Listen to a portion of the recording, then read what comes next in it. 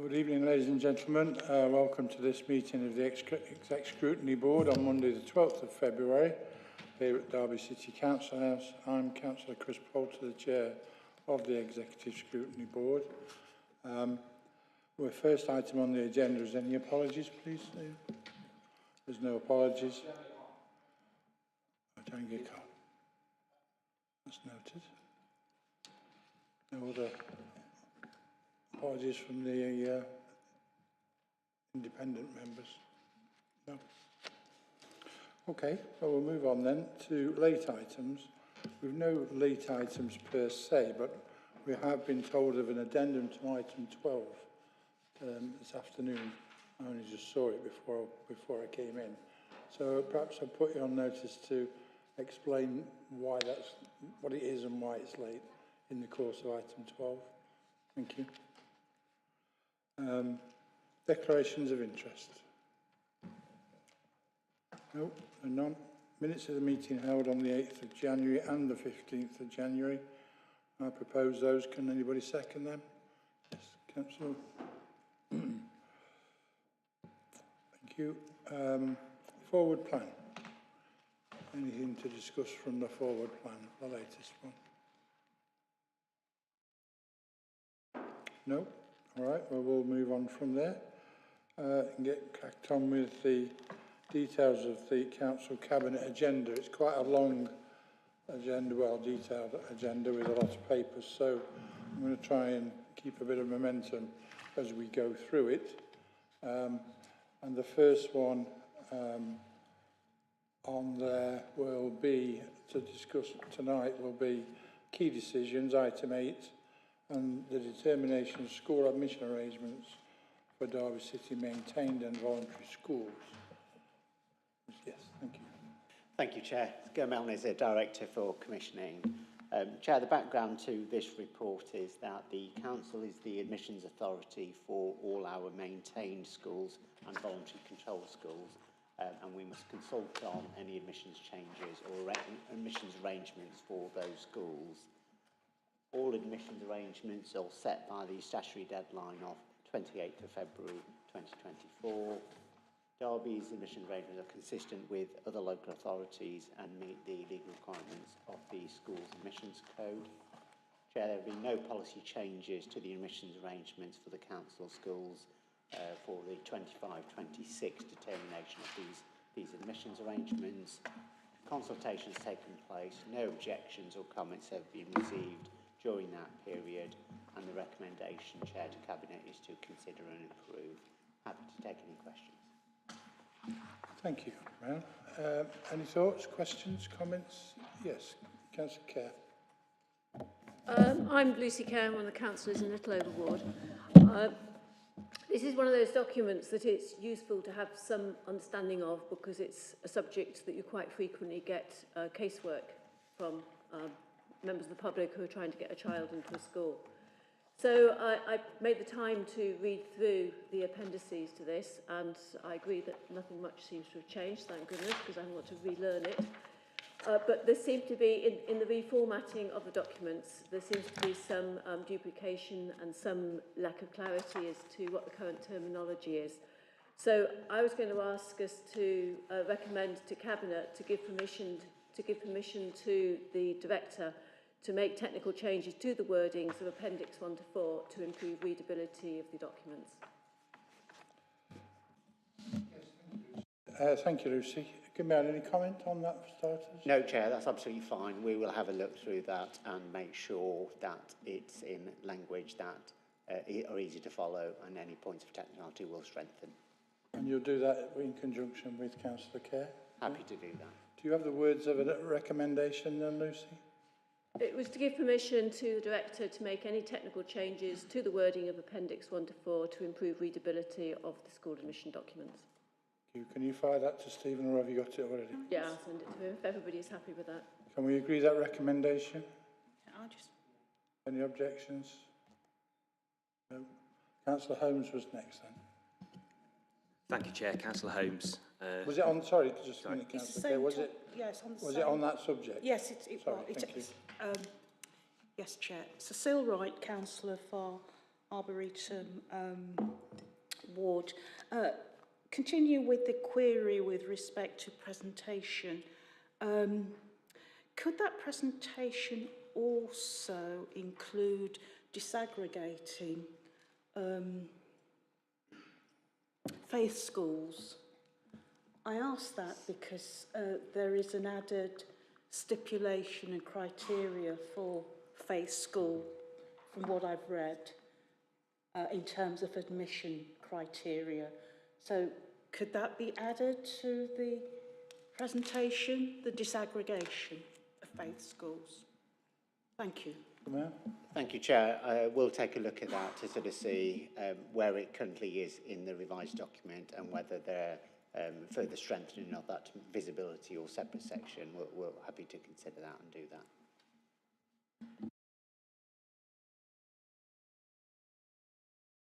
Okay, so it was Councillor Holmes who indicated next.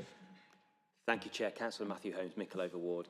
I actually spoke to Gamal about this in a shadow cabinet briefing, and it's a difficult one to raise within this particular item, but I think it's worth doing so. Whilst it's a transport-related issue, it is due to school admissions. And in Mickleover Ward, and I know colleagues over in Darley Ward have mentioned it, I believe, in this forum a good few months ago, there's a very significant amount of travel via car across the city, crisscrossing across the city. And I know that at least 2 schools in my ward have a majority of children that are, let's say, out of catchment or not from Mickleover Ward. Choice of parents is a good thing, but I do believe that when it says in climate implications 9.1 that there are no climate implications for the council to consider, whether it be within this report, a recognition or some kind of link to the transport impact, I believe that that is a discussion that we need to have. It's certainly a recognition that there is a very high significant amount of transport on a daily basis across the city for children to attend schools that aren't local to them. And that was a point I made to Gamal, and I'll keep making it until there's some kind of recognition, because I believe that when we have the conversations about climate change, Councillor Careshill, and she regularly raises this every opportunity, whether it be full council or in ONS, there seems to be a glaring omission in this particular subject as to the impact on climate change, clean air and transport on the city in regards to the admissions policy and the fact of children going to school in Derby City itself. Camille, clean air effect of? Yeah, thank you, Chair. I know Councillor Holmes and ourselves discussed it at Shadow Cabinet. So again, briefly, Chair, the admissions code is largely the admissions code. I think what we're discussing here is around the planning of school places, sufficient school places, and not over provision of school places, perhaps in more popular schools in that sense. But certainly a compact city like ours, there tends to be movement across. But planning their schools are important to try and ensure there isn't over-provision linked to pupils that we forecast live in a normal area whilst balancing choice and diversity, so that you don't have swathes of parental population movement, but balancing that against parental preference and choice is difficult, as are other transport options around families, parents, children, driving public transport or looking at school buses and things of that nature in terms of minimising use of the vehicle and the pinch points at any school up and down the country at the start of the day and at the end of the school day. But fair comments, Chair. I think my understanding of the concern, Gamal, is that under the climate change obligations, it says there are none, and I think Councillor Holmes believes that there are of the overall policy, of the overall what's going on here. So I think maybe what he's asking for is just comment in that paragraph around that and explaining what you've just said, really. Do you think there's Councillor Holmes, to come Yeah, back thank to you, you? Chair. Is it- I mean, the point I'm making is that I don't believe that there's a recognition of this issue.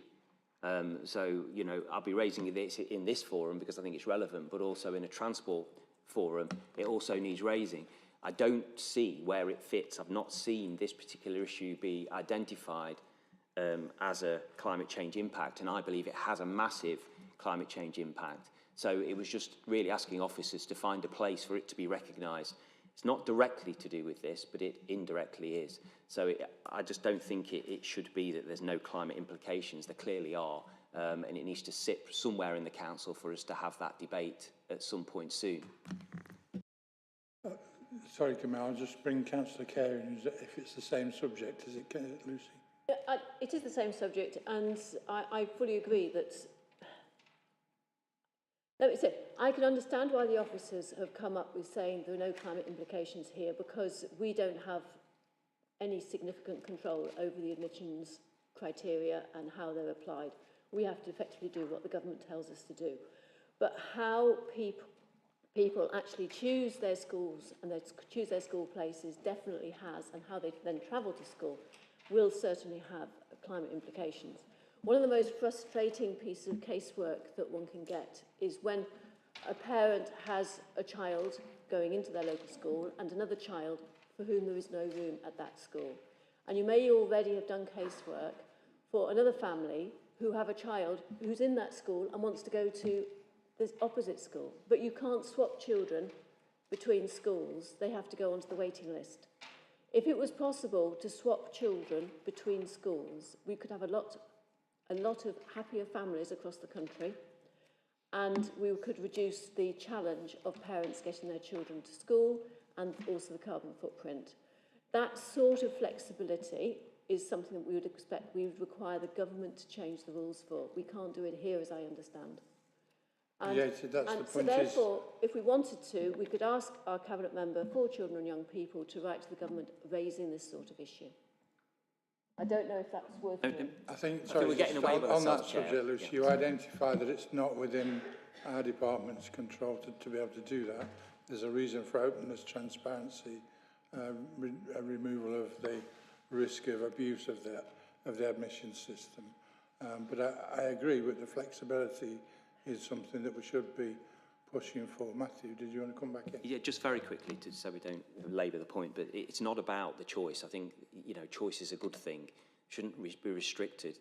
If a parent wants to send a child to a certain school for whatever reason, they should have the ability to at least try to do that. And I think that works. What I'm saying is the consequence of that is that we do have a lot of traffic crisscrossing the city. And I just don't see a recognition of that issue within council currently. So that's my point, Chair. Not writing to government about policies of choice and everything else. I think it's a recognition of this council that this does have an impact on transport, therefore climate change, clean air, and all the other things which are high priority for. I know this administration seemingly has a very high priority of those issues. So where is that detail? I get the point you're trying to make, Councillor Holmes. Lucy, you can always request the Cabinet Member to do that letter, and if you come back, bring it back here if it doesn't happen anyway. Gamal. Thank you, Chair. In terms of briefly, of course, the admissions determination and process is the administration of the places in line with the code in terms of transparency and fairness of the process. The sustainable travel concept we're talking about probably needs discussion, Chair, within a climate change sustainable travel in terms of what is possible, because it's hearts and minds in order to try and make changes and practical arrangements for young children and movement. But I understand the point that you made. But I think what you're being asked to do is make some sort of recognition of this, of this issue within this report. Is that possible? Chair, that's fine. You may wish to make a recommendation to that point that we include some sentence within that climate change. Happy to consider that and do that. Councillor Holmes, are you able to draw something up for that? Yeah, I'll if you give me a few seconds or a few minutes, I'll get that sorted for you, Yeah, Chair. come back in when you're ready, and Yeah. we'll talk and agree that. Okay. You indicated. Yeah, you want to come in? Thanks. Thank you, Chair. Councillor Martin Rawson, Councillor for Chaddesden West Ward. In a way, as the policy's not changed, it makes our job in scrutinising it a lot easier. But just sort of thinking about how well this policy sort of might be working, I don't know if Gamal, you've got some statistics off the top of your head in terms of the number of parents who get their first choice school is, I think, one of the measures that's quite important here. But also the number of children that are out of school at the moment, or I don't know if we know that, and maybe just a bit of sort of feedback from your perception as to how well this policy does work in terms of allocating places and as far as we can giving parents the choice in terms of the schools that they want to send their children to. Sure, thank you, Chair. So round numbers, in terms of first preference, or around sort of 89% or 90%, fairly high, and we're fairly comparable to other authorities in terms of meeting parental preference, sort of first preference and second preference. But first preference is around that sort of 90% threshold. This report and the admission code itself, in terms of administrating mainstream applications, doesn't consider in terms of those people that aren't in school, because we have a legal obligation to ensure every child has a school place. So that won't be the context of this report itself. But I understand the point you're making in terms of there's a number of reasons where your child might not be in school, home education or other aspects in that. But in the context of insufficient places and ensuring a child can attend the school, then that's what the admissions code requires councils to do and ensure which we meet those obligations. Thank you. And just for clarity, the admissions code applies to academies and schools not in the council's control? Yes, Chair, that's correct. And it's monitored by us, their compliance with those admission codes? Their compliance, what we do, all of us briefly, Chair, as the admissions authorities, we consult with one another and have a look at each other's admissions determination documents, and the DfE would also, I guess, look at them if representations were made, but also the local government ombudsman as well. But Chair, to be honest, the code is very clear, applies to everybody. You would be in breach of that code, whether you're a multi-academy trust, local authority, and therefore that is pretty clear in terms of the process that all admissions authorities, including ourselves and academy trusts, follow. Okay, thank you, Gamal. Any other thoughts or comments? And if Councillor Holmes is ready yet. Yes, Chair, I think something simple along the lines of council recognises the transport impact that journeys by car to schools have, and its impact on climate change, or something along those lines. I don't know if Lucy would like to elaborate slightly, but that's all I'm asking for, is a recognition. And I think then it lands on more of a transport ONS or similar to consider it further. And it supports the council's commitment to looking at climate change issues with every policy and sustainable transport that we do, yeah? Absolutely. Okay. So do you want me to send words? If you send them to Steve, can we agree though that recommendation? Okay with Lucy? Okay, nobody against. Good. So with those two comments or recommendations, we can note the content of this report going forward. Yeah? Thank you. Moving on then. Item 9 is the approval and adoption of the corporate debt management policy. Okay. Thank you, Chair. Amanda Vaughan, Head of Business Support and Debt Management. This is a new proposed policy for the Council. It outlines a clear and transparent approach on how the Council will manage and collect its debts and any monies due. The current financial challenges really do determine that we have a policy, that we are able to demonstrate responsible fiscal management and to ensure that our processes are consistent, sensitive and are of best practice. And the particular policy that is being submitted is the first time we've had one, and it will be regularly reviewed as and when we learn from the processes, but it really is a framework that the Council does need to have in place. The particular recommendations do seek to slightly change the delegations on write-offs because of the improved processes and management of the overall debt recovery practices. Okay, well, from what I see of it, it's basically a framework of what we've already been doing. There don't seem to be any major changes in the policy, but just it's an identification and a record of what we have been doing in a corporate policy, yeah? That's correct, yeah. Okay, any questions, any comments, Lucy?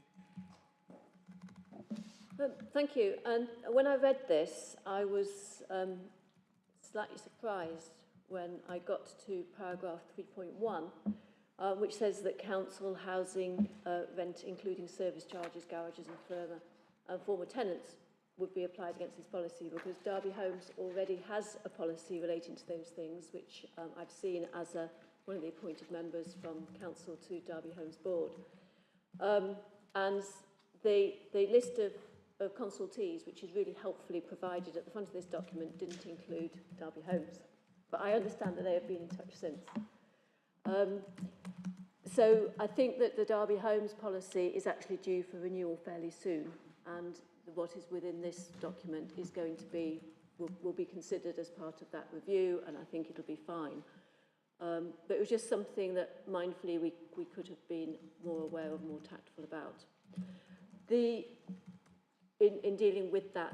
But I have one or two questions. So, for example, in 5.1, it refers to invoices, etc., being correctly addressed, including postcode. But then there's also a reference about emailing as for preference. And if you're emailing, I don't sure that you actually need to make sure that your postcode is correct. In 5.3, it talks about things being addressed to the person who is liable to pay. However, if it relates to somebody for whom there's been set up a power of attorney, I think the person who is liable to pay actually isn't going to deal with it, and it needs to go to the person who is going to ensure that it is paid rather than that person who is liable to pay. So I'm not sure that the first draft of this that's come here is necessarily picked up all the nuances that are going to be needed. And I'd therefore, rather like the previous report that we had to us, I think we need I think Cabinet need to give permission not just for subsequent comments to be amended by the Section 151 officer, but also to enable ones now to be amended. So I put forward a recommendation very similar to the previous one I put forward, to allow amendments to this document initially rather than just subsequently. Sorry, you say you have or you will put forward a recommendation? I'm proposing that, Chair. I'm proposing something very similar. I haven't actually written it, but it would be very similar to what I've just proposed for the admissions document, to give permission to the 151 officer to enable amendments to this document, not just subsequent amendments going into the Constitution, but for this document as well. Okay, well, I'll ask the committee if they're happy to agree it on that basis, but perhaps if you could put something together and send it, Stephen, we can fully agree it. Did you want to come back on the points raised? The proposed corporate debt management policy, it does include, quite rightly, as Councillor Kerr has mentioned, it does detail things like the council housing tenancy and associated charges. But the administration and collection of this debt is delegated from the council to Derby Homes, and I accept that they do have their specific policy on arrears collection. But it was still a framework for the whole of the council. regardless of that delegation. I have been in touch with Michael Kirk, and we are going to be aligning the two policies more closely in terms of narrative moving forward. I guess there has to be a slight concern about how, if there's a need to adjust the policy, how is it going to be done within the to change the policy itself? I'll just raise one issue for me. There's been discussion around in the medium-term financial plan about the ambition in relation to collection of council tax and the percentage of collection of council tax. The initial thoughts about increasing that percentage don't seem to be finding favour, and yet I understand in the course of one of the items later on we're going to hear that the deficit has been reduced partially by the collection of more council tax rates than was anticipated. Can this policy deal with that sort of change?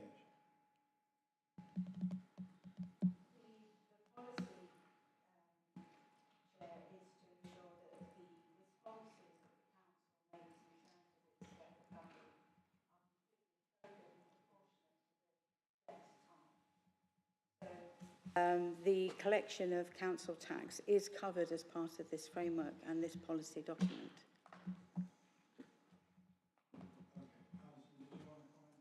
Because there will be a subject in the later item, won't it?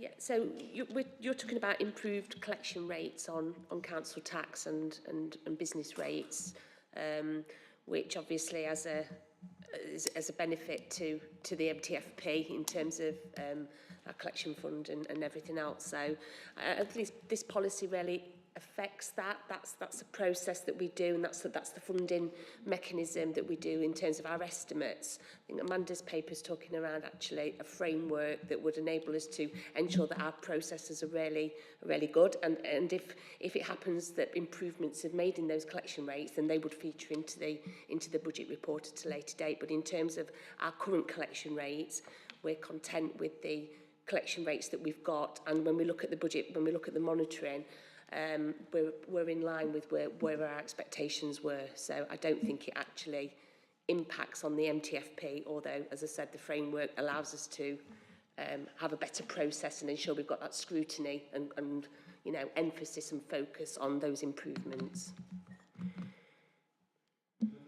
Are not in my head at the moment, Alison, but my point is if we've got a target of 95% and we find we're actually collected 97%, shouldn't we adjust the policy and the ambition in the medium-term financial plan? Absolutely. That's what the council tax base report does. It looks on current trends, and that's why we've gone up to 97.4, I think, from 97.2 that we set the budget for last year. You'll see that in the Q3 monitoring report, there's been an improvement, but that's not necessarily around collection. That's around the inflation that's linked to our funding mechanism that comes from government. So then it's not entirely the same thing that we're talking about that's been replicated in the Q3 report. So I guess the important fact is that there's quite a large reduction in the anticipated deficit, which we'll be asking you to explain how and why and how that's come about, etc., in some detail later. So. But I just wanted to explore the relevance. Lucy, have you been able to agree to put something together? Sorry, yes, I have. Sorry, I've just closed that down. I'm suggesting to ask Cabinet to also give permission to the relevant director to make technical changes to the wording of the policy on debt collection. Okay. Is that okay with the members of the committee? Any objections? Agreed. So we've got two recommendations alongside that. Chair. Yeah. It's a general point with respect to 7.7. I suppose in the ideal world, we'd like all our residents, 100% of them, to pay their council tax. However, in a context where we have people struggling, cost of living crisis, it is mentioned here that clearly attention will be given to those that are vulnerable, not in a position to pay in a timely way. And I just wondered whether, I need some assurance really on how that will be reviewed and monitored. And I'm speaking as the councillor for Arboretum Ward. Arboretum is in the top 10 of the poorest ward in this country. Over 50% of our children are living in poverty. And I'm just wondering, what extra safeguard do we need to put in place if we don't have them to assist vulnerable people who fall into debt? Okay. Thank you. Right, you can obviously get reassurance from officers in a number of ways. There are a number of ways in which those affected most are able to get support. Did you want to just outline a couple of the way that we do that? The report has been written. Obviously, the council has a responsibility to bring in its income, but I'm hoping that the balance is in the report, that it does show that we are going to be sensitive to people, particularly with the current cost of living. So there will be additional training for the debt team. We will be using financial assessments to ensure that any agreements made with vulnerable or with struggling families are affordable, that are sustainable for them. I think what we're trying to do very much with this framework and the new approach is making it clear that we are wanting to engage with our citizens and residents to absolutely find something that is affordable. But the approach has got to be very carefully considered, because there is a difference between can't pay and won't pay. But there is sufficient in the report, I feel, that makes it very clear that we will do everything we can to come to a suitable arrangement in terms of flexible payment arrangements, and also helping citizens and residents get the best advice and support they possibly can, whether it's through ourselves or through third parties and charities, and to also help identify their priority debt. It is possible that there will be some citizens and families that will owe more than one debt type, and it is about how we can consolidate that on their behalf and improve the communication and support that the council can provide. Thank you very much for that. I need to move on now to item 10, and that's the libraries. In the agenda, it calls for discussion on the library delivery model, next steps. Is that going to be Charlie by any chance? Edwards, Head of Community Safety and Locality Working, which does include the Council's library service. So the report sets out the next steps for delivering the Council's library service. As this board will know, the Council is obliged to provide a comprehensive and efficient public library service. Our statutory service in Derby is made up of 5 libraries. There are 10 other library sites that are not part of our statutory service, so the Council is not legally obliged to maintain them or provide them. As part of, as part of a strategic library review in 2017, those 10 sites became what we know as community managed libraries. The CMLs at the time were transferred to an organisation called Direct Help and Advice, DHA, who operated them from 2017 up until 2022. Since then, the Council has continued to keep the libraries open since accepting them back from DHA in 2022, pending a final decision being made about the long-term future. Based on explorative work done on options for long-term delivery that was included in a report presented to Council Cabinet in August, approval was given at the time to develop business cases for two preferred options. Those two options were to transfer to a new trust. Option 2 was transfer to an existing trust. And at the time, the paper recommended combining the statutory provision with our community library provision. So we would look at the city's entire library service. The Council Cabinet at the time also approved recommendations to appoint external legal support, which was procured to support the Council in examining the different delivery models that were in the August report. Capsticks were the chosen legal provider. They also provided advice on the statutory library service, the community library service, and the distinctions between community managed and community supported models. Following the legal advice and taking into consideration considerations from this board, it's been decided to maintain the separation between the statutory and community services. So it's recommended in the report to progress an amended option 2 for the 10 community libraries only, and that is to transfer to an existing trust or a third party who is able to establish a new trust to deliver our library service, the community provision only. So the recommendations in the report, as you'll see, 2.1 to note the progress being made on the library project, 2.2 to approve recommendations to move forward with option 2 as outlined in the report, 2.3 to note that as a result of the legal advice, the proposed option relates only to the 10 community libraries delivered through a community managed model. The 5 statutory libraries will remain in-house.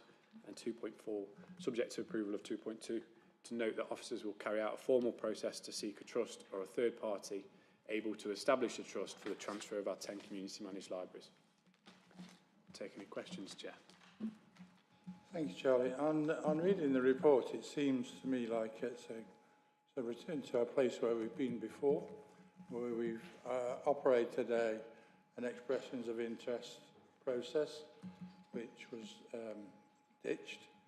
But it's very similar, or it's identical to what's being proposed now, having got away from the proposal to involve the statutory libraries, either in a review or by aligning them with the 10 libraries. So we've got away from that idea.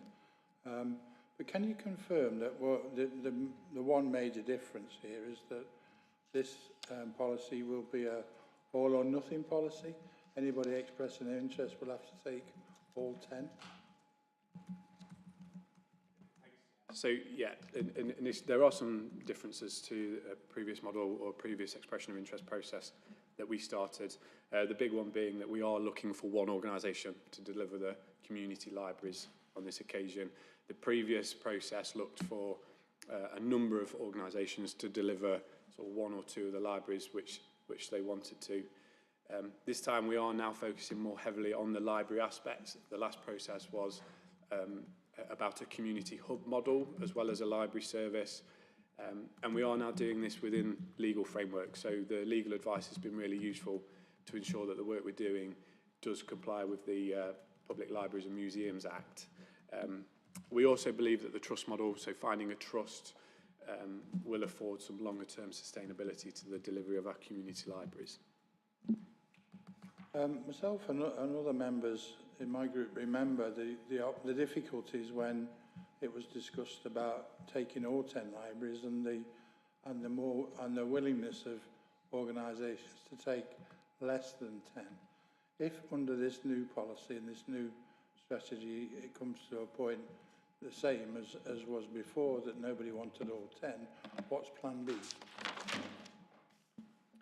Thanks, Chair. So we've done some soft market testing early last year, and we do believe that there are organisations who have got an appetite to deliver all 10.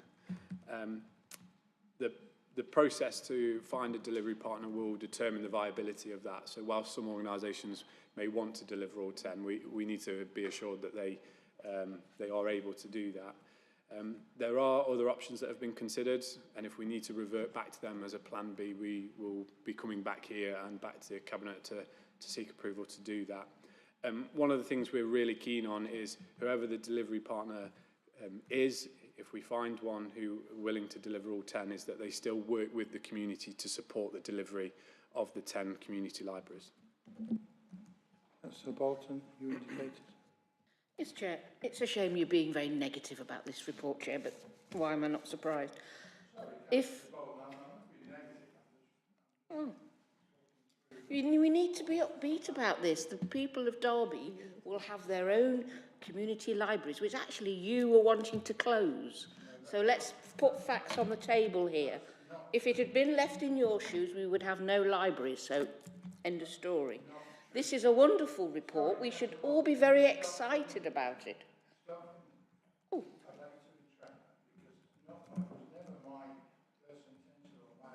Well, whilst you were the leader.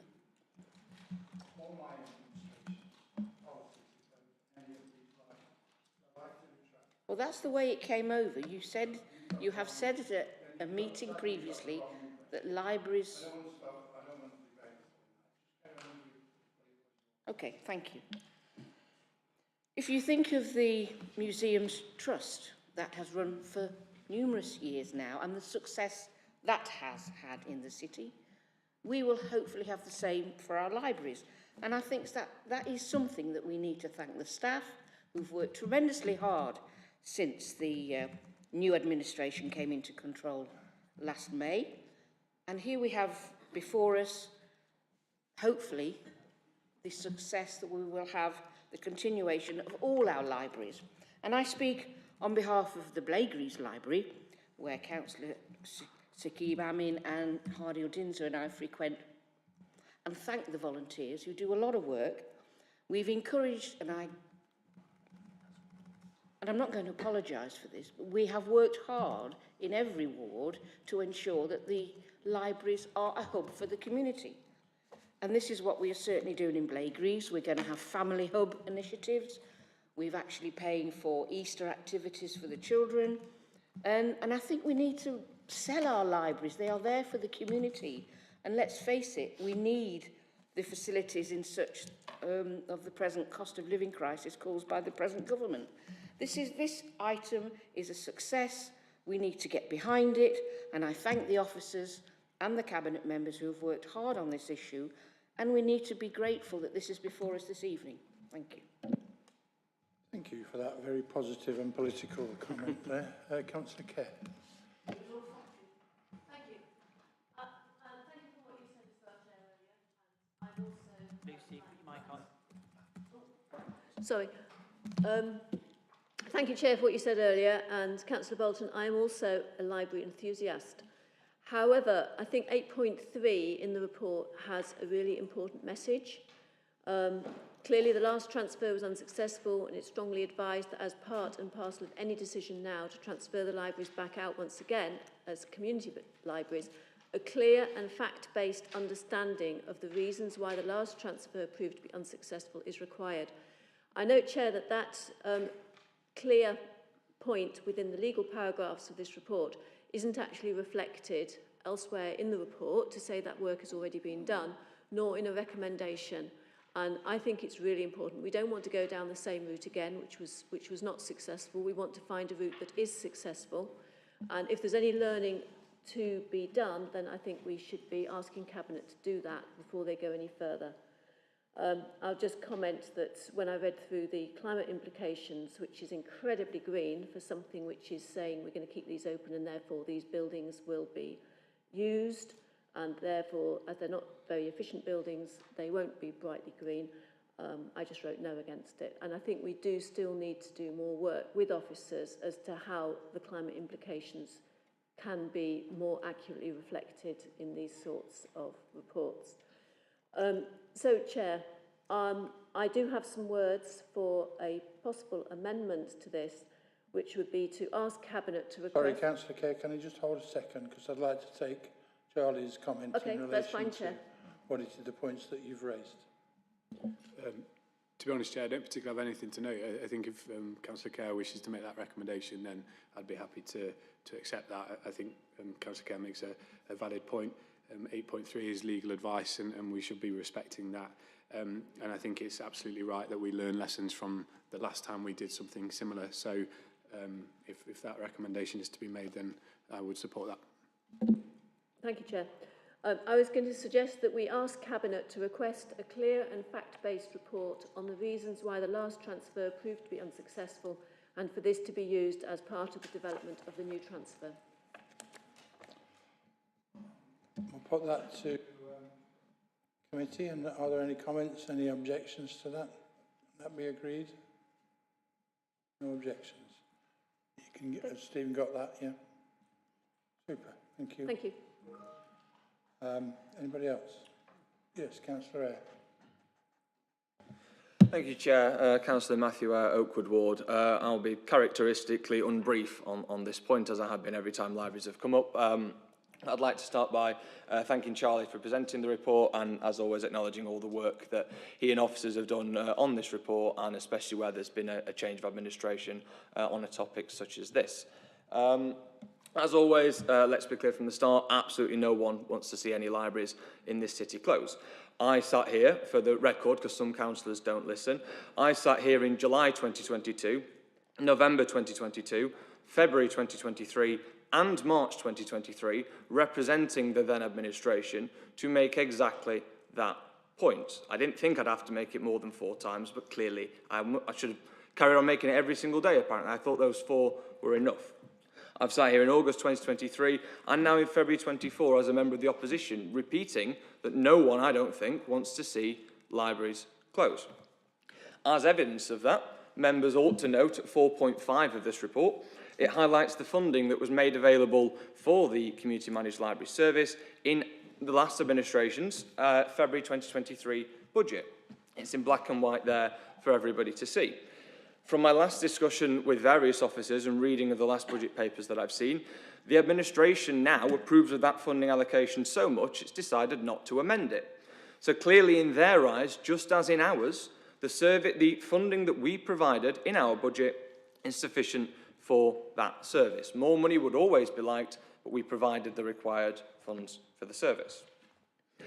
Now, and obviously we've already mentioned that the previous expression of interest process that was being carried out, again, if there's this allegation of wanting closures, why was there an expression of interest process to keep them open? It's because we wanted and we're trying to keep them open following the loss of the previous provider. Now, all members of this committee will be aware, and they're probably all tired of the fact that I tend to express my thoughts in exec scrutiny using props. I don't actually have any for this exec scrutiny meeting, and I'll pause for collective sadness. So instead, I'd ask you to bear in mind the famous phrase, don't put all your eggs in one basket. Don't risk everything on the success of just the one venture. Bear that phrase in mind, you'll understand some of the concerns I've got around this report. I had expected something spectacularly different to the expression of interest process that was being undertaken when this administration took office. They cancelled it within just a few months, just after the leader of the council had endorsed it in a now deleted press release, and with a refusal to confirm how many library volunteers had been consulted between that endorsement and the ending of the process. Since then, library volunteers have informed myself and some of my party colleagues they've not heard very much coming back to them, but we've now got this report, and I'm grateful to see that we've got the report here. And I'd like to thank all of our library volunteers across the city. I'm going to thank them for everything they've done since this administration took charge and before then, not just since then. I don't know what people think they were doing before, but I'm going to thank them for everything they've ever done since they've been involved in the library service. I had the pleasure of meeting a lot of volunteers in my previous cabinet role. They're amazing people who do incredible jobs, and they deserve all the thanks possible. But I expected so many changes in the report, and I see some, but I see minimal. The report bears, as you've said, Chair, many similarities to what was there before, bringing up a number of questions around costs, which I don't plan on going into today.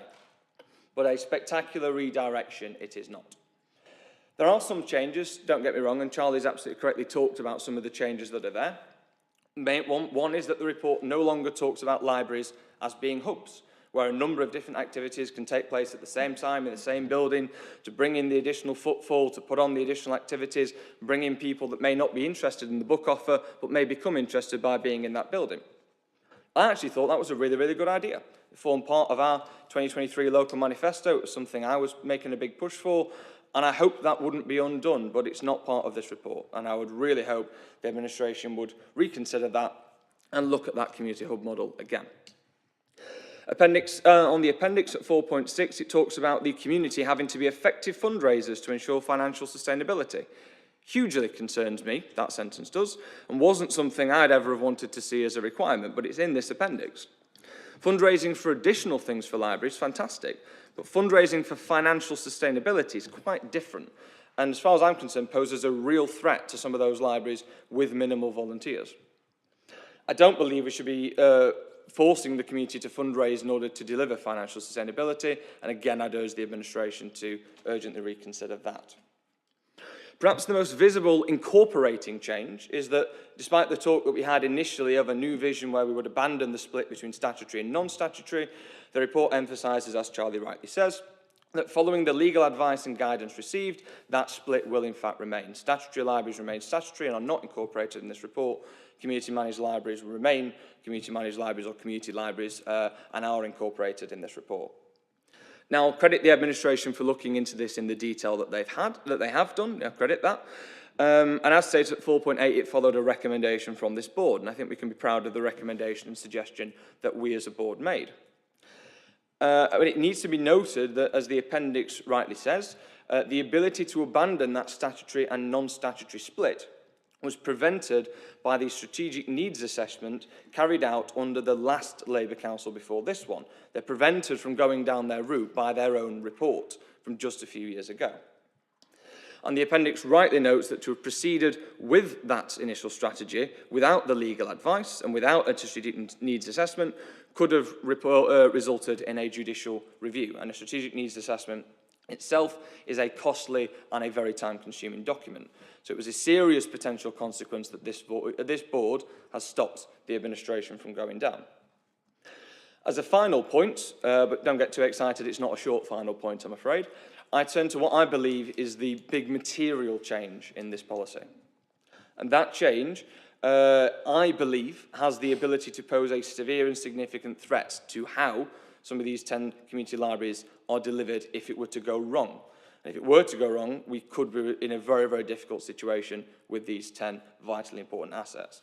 And that is that we are now looking for only a sole operator for all 10 libraries. We are putting all of our eggs into one basket.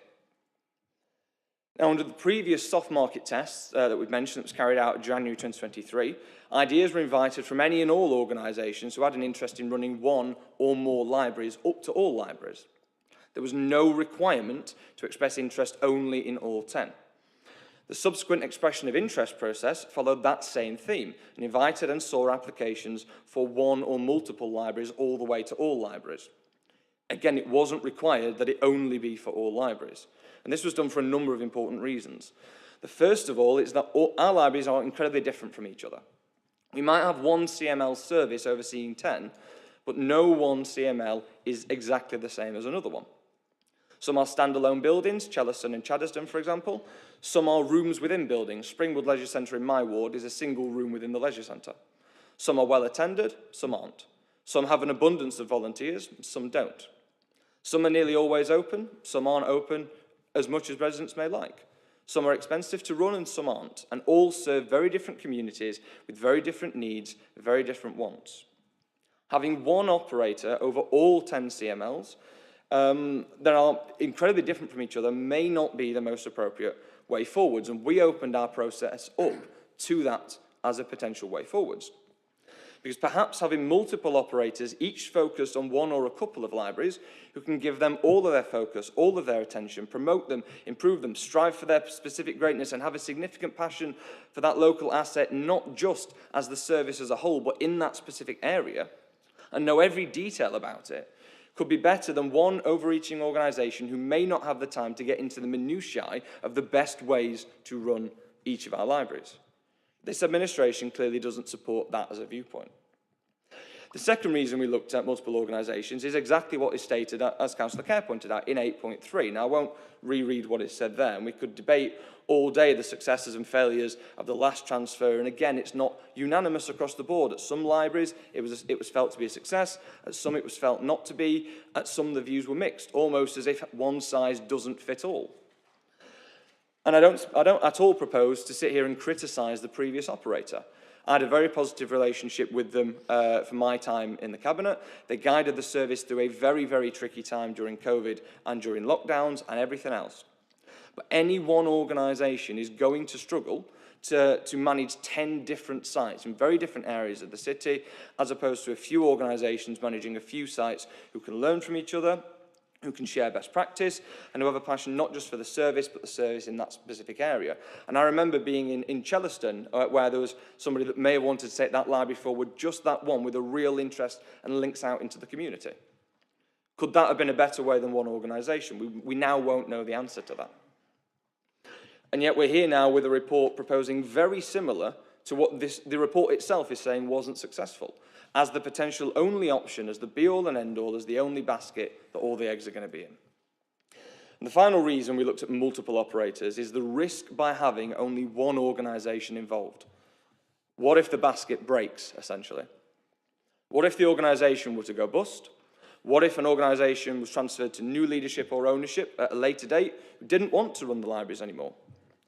What if the organisation decided it didn't want to manage the libraries anymore, and as this administration were trying to secure the future for the libraries again, people started playing political games to political point score, win elections, and scare the public with talk of closures? Imagine that.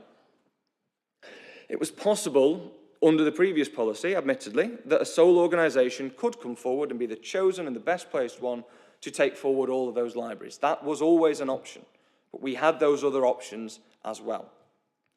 And whilst I don't feel it right to go into detail in the public domain about some of the conversations that took place around that time, I know of at least 2 occasions where what started as an interest in 10 CMLs resulted in an interest in fewer than 10 CMLs.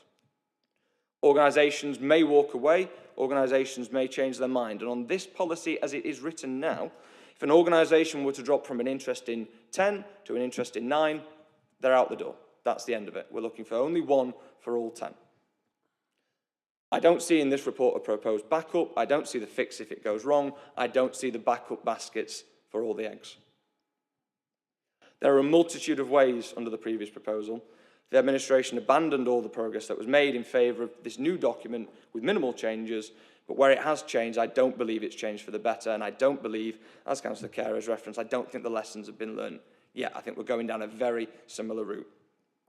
The Council says it wants to avoid revisiting and repeating the pitfalls that arose with the last transfer, yet I see this as taking a huge gamble with fingers crossed that it pays off and that one organisation will be willing to take on all 10 libraries. There may be an organisation already in mind, but I've mentioned already before we've seen organisations change their minds before and reduce their interests. And if we see that happen again, I don't see yet what the backup is. But I hope the gamble pays off, because again, I don't want to see libraries close. I don't think anybody does want to see libraries close.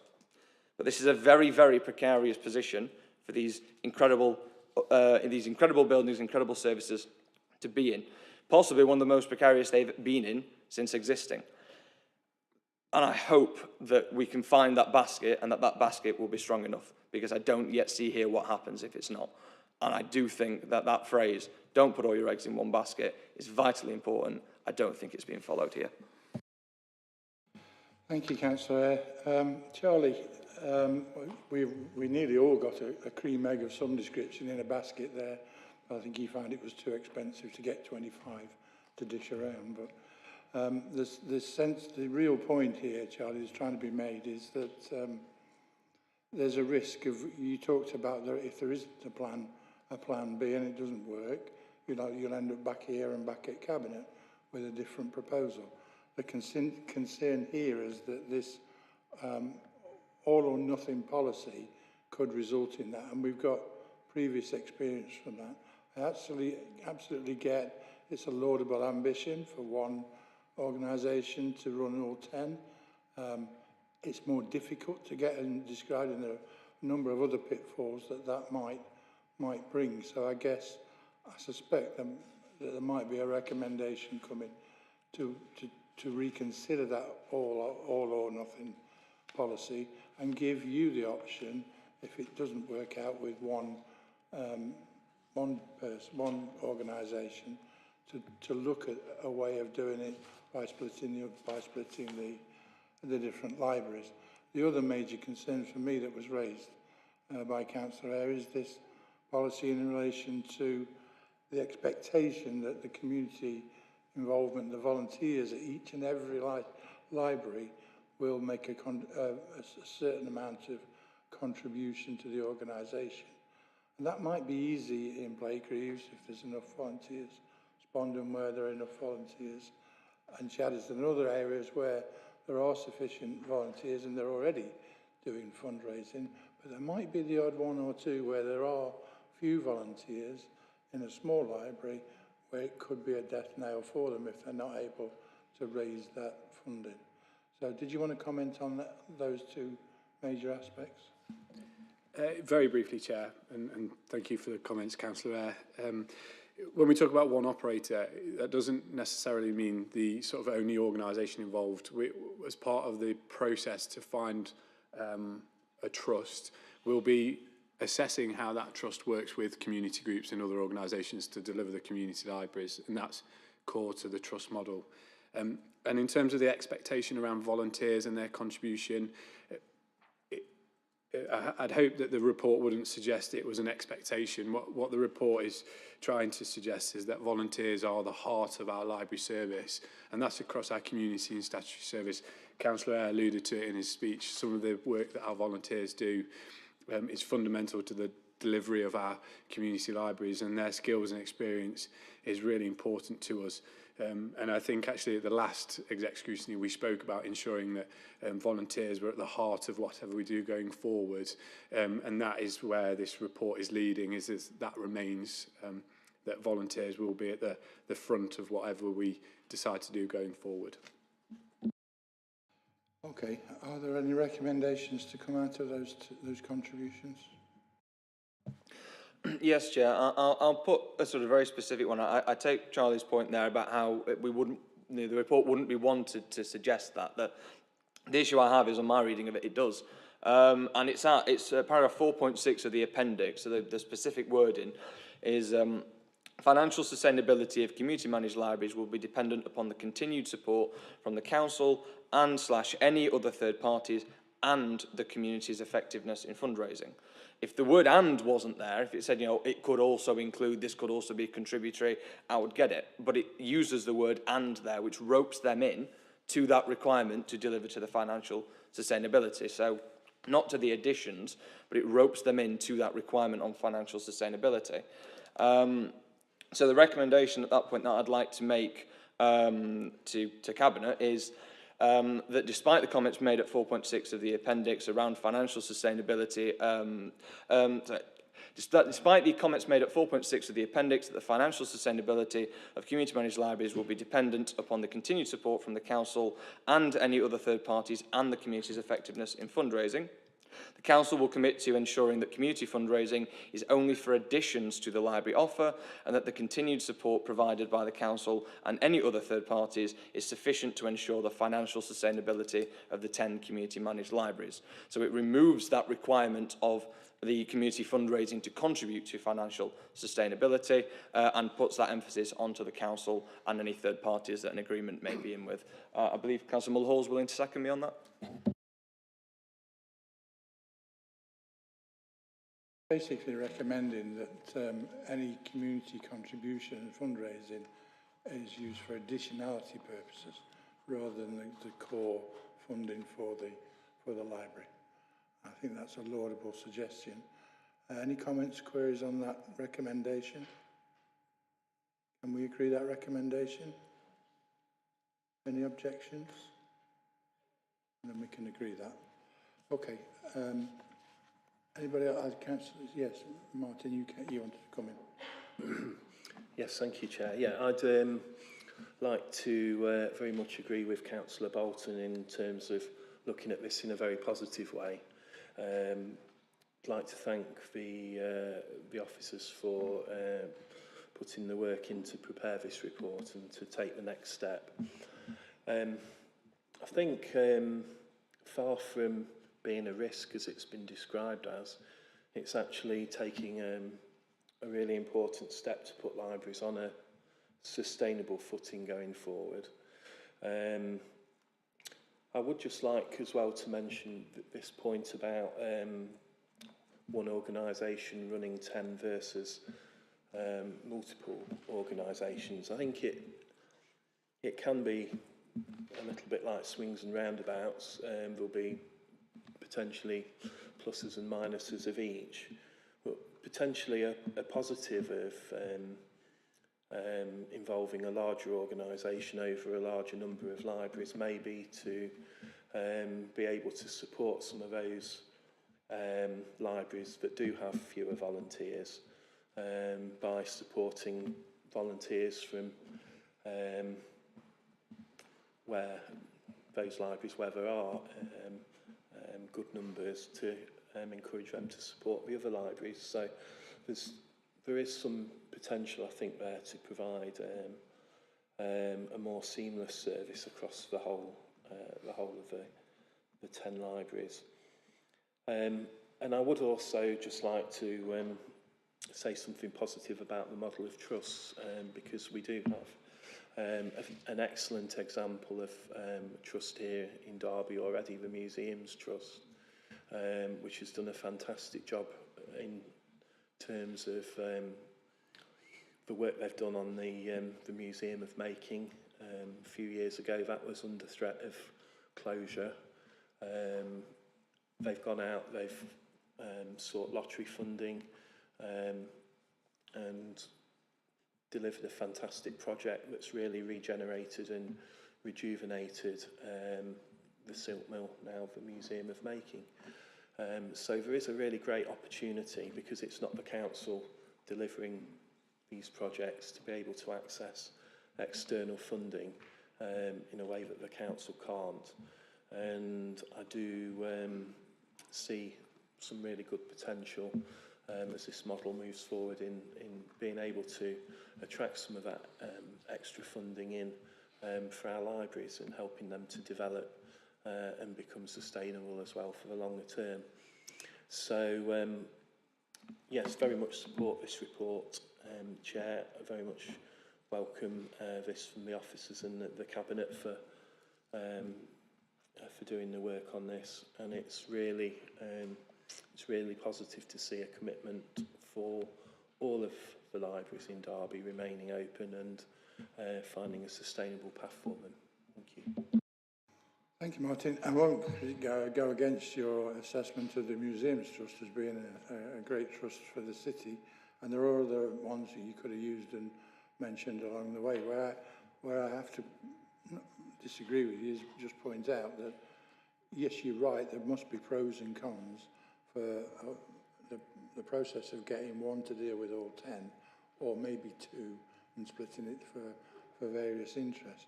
My point is, the way it's written at the moment, and I think Councillor Ayer's point is, the way it's written at the moment is you're restricting your opportunities and policies by policy, and to have only considering one organisation for all 10, and I think that might be a mistake. And I don't know, are we looking at a recommendation in that?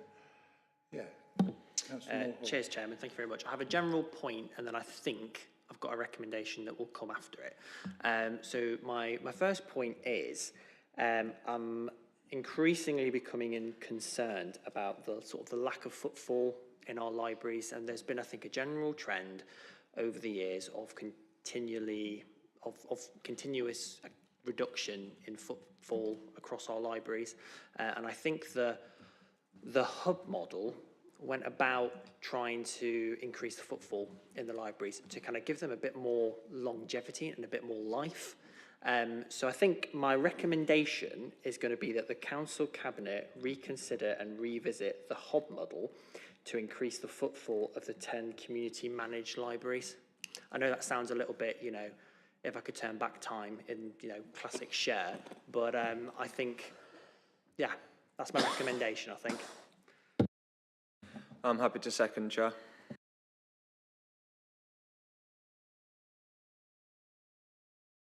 I don't think there's anything in the report that prevents there being a wide, a range of services offered from libraries. So I would expect that to be considered as it moves forward. So yeah, don't have any problem with that, Chair.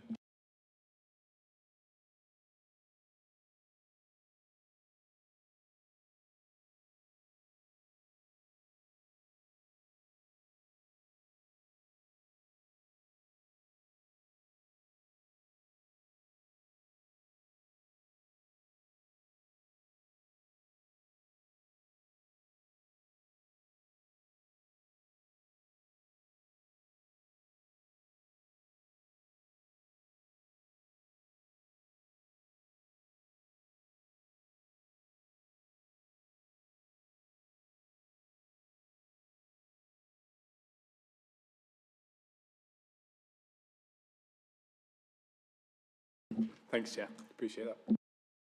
Okay, then we'll move on with the microphone on even to item 11 and the Future High Streets Funding Programme updating. Catherine's here, I believe.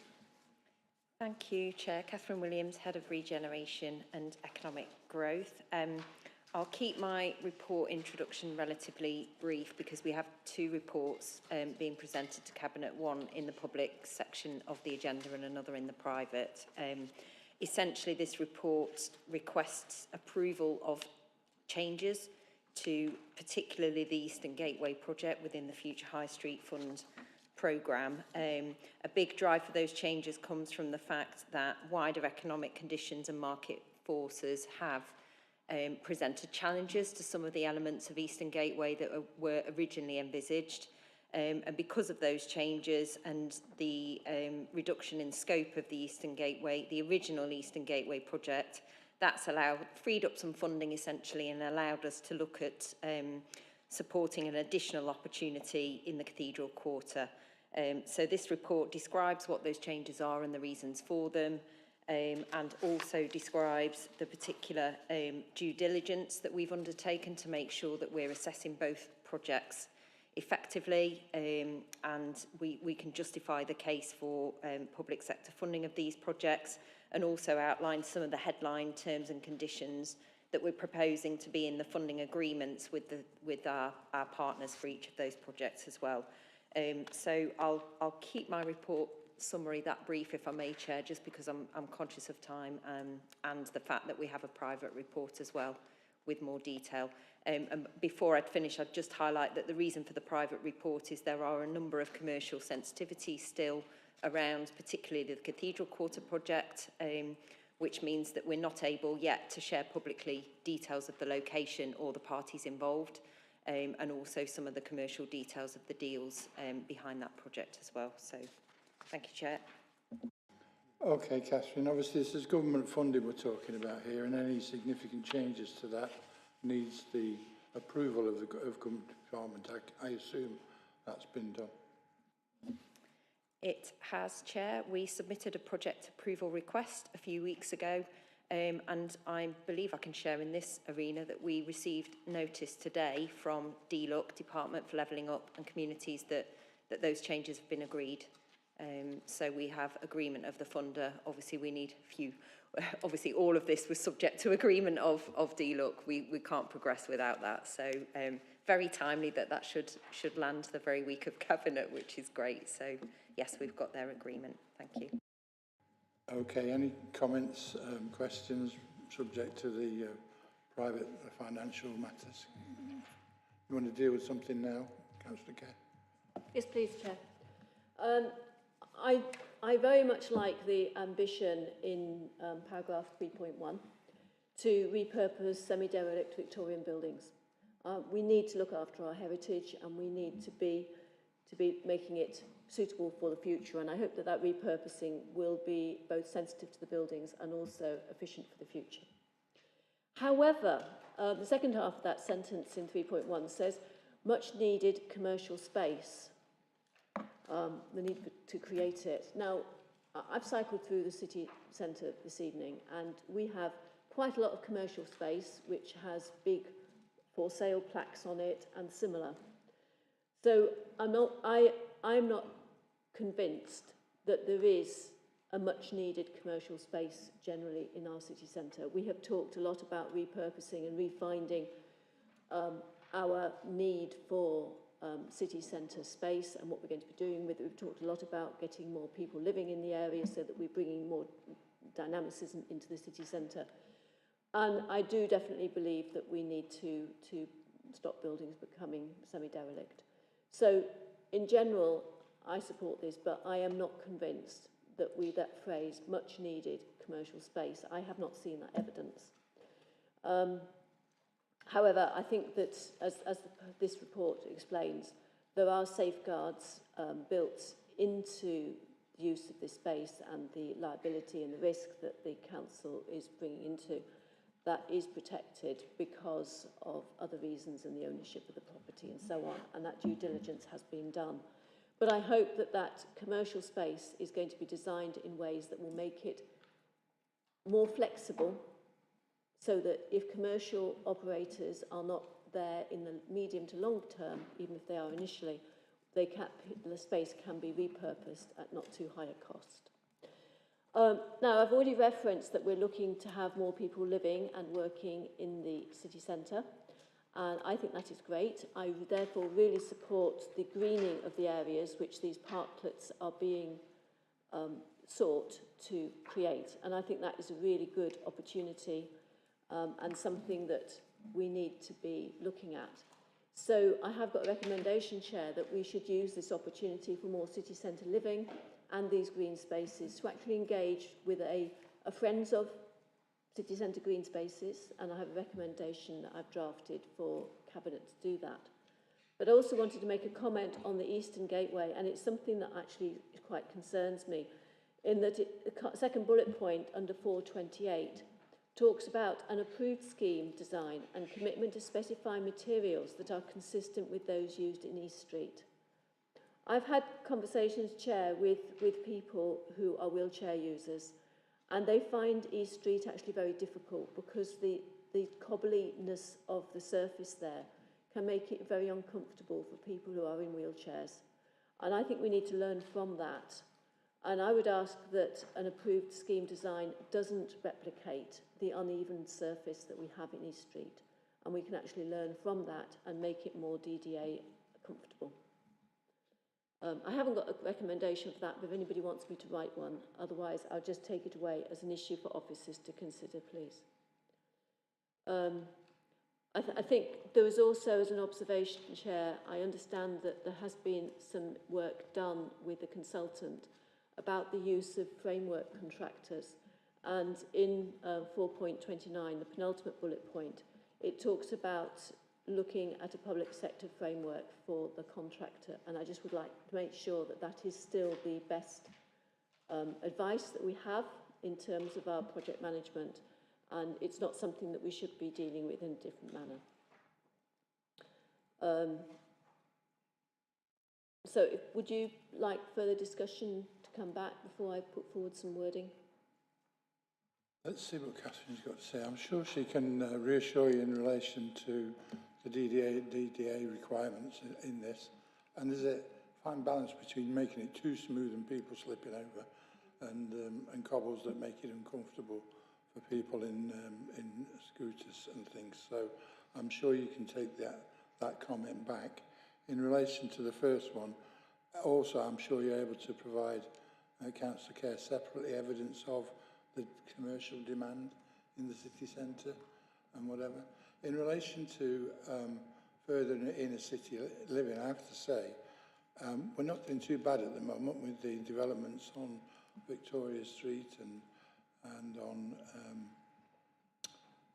near the station on there, and there are other sites identified for inner city living and some that's been developed, including the old properties on St Mary's Gate. So, and the last one was in relation to the appointment of someone to do it. Catherine, to you. Thank you, Chair. So a few comments. Thank you, Councillor Kerr. In terms of commercial, just to be clear, commercial is a term that you could, I guess, interpret in a number of different ways. In this context, it's about office accommodation for professional services and office-based businesses, as opposed to general commercial, which could cover retail, leisure, etc. So we do have evidence, and we've recognised that need on a number of occasions in our economic development strategy for the city centre, that we need more space for jobs, in the office jobs in the city centre, and that's what this specific reference is for.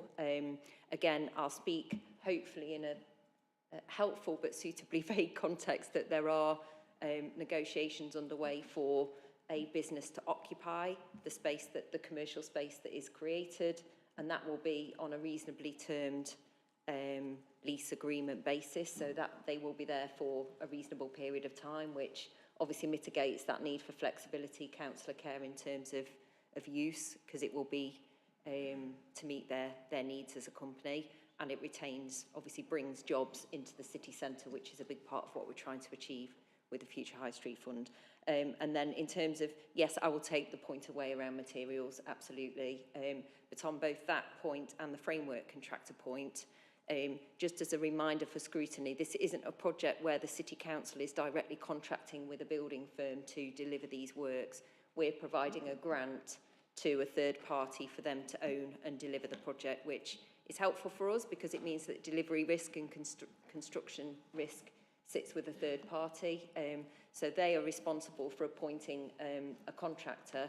What the reference that you've made, Councillor Kerr, in 4.28 is basically the contractor they're proposing to use happens to be one that is on existing public sector framework. So that gives us confidence that they have met certain criteria and thresholds for those frameworks, just to clarify on that point. So hopefully that's helpful. Thank you. Thank you. Martin, did you want to come in? Yes, thank you, Chair.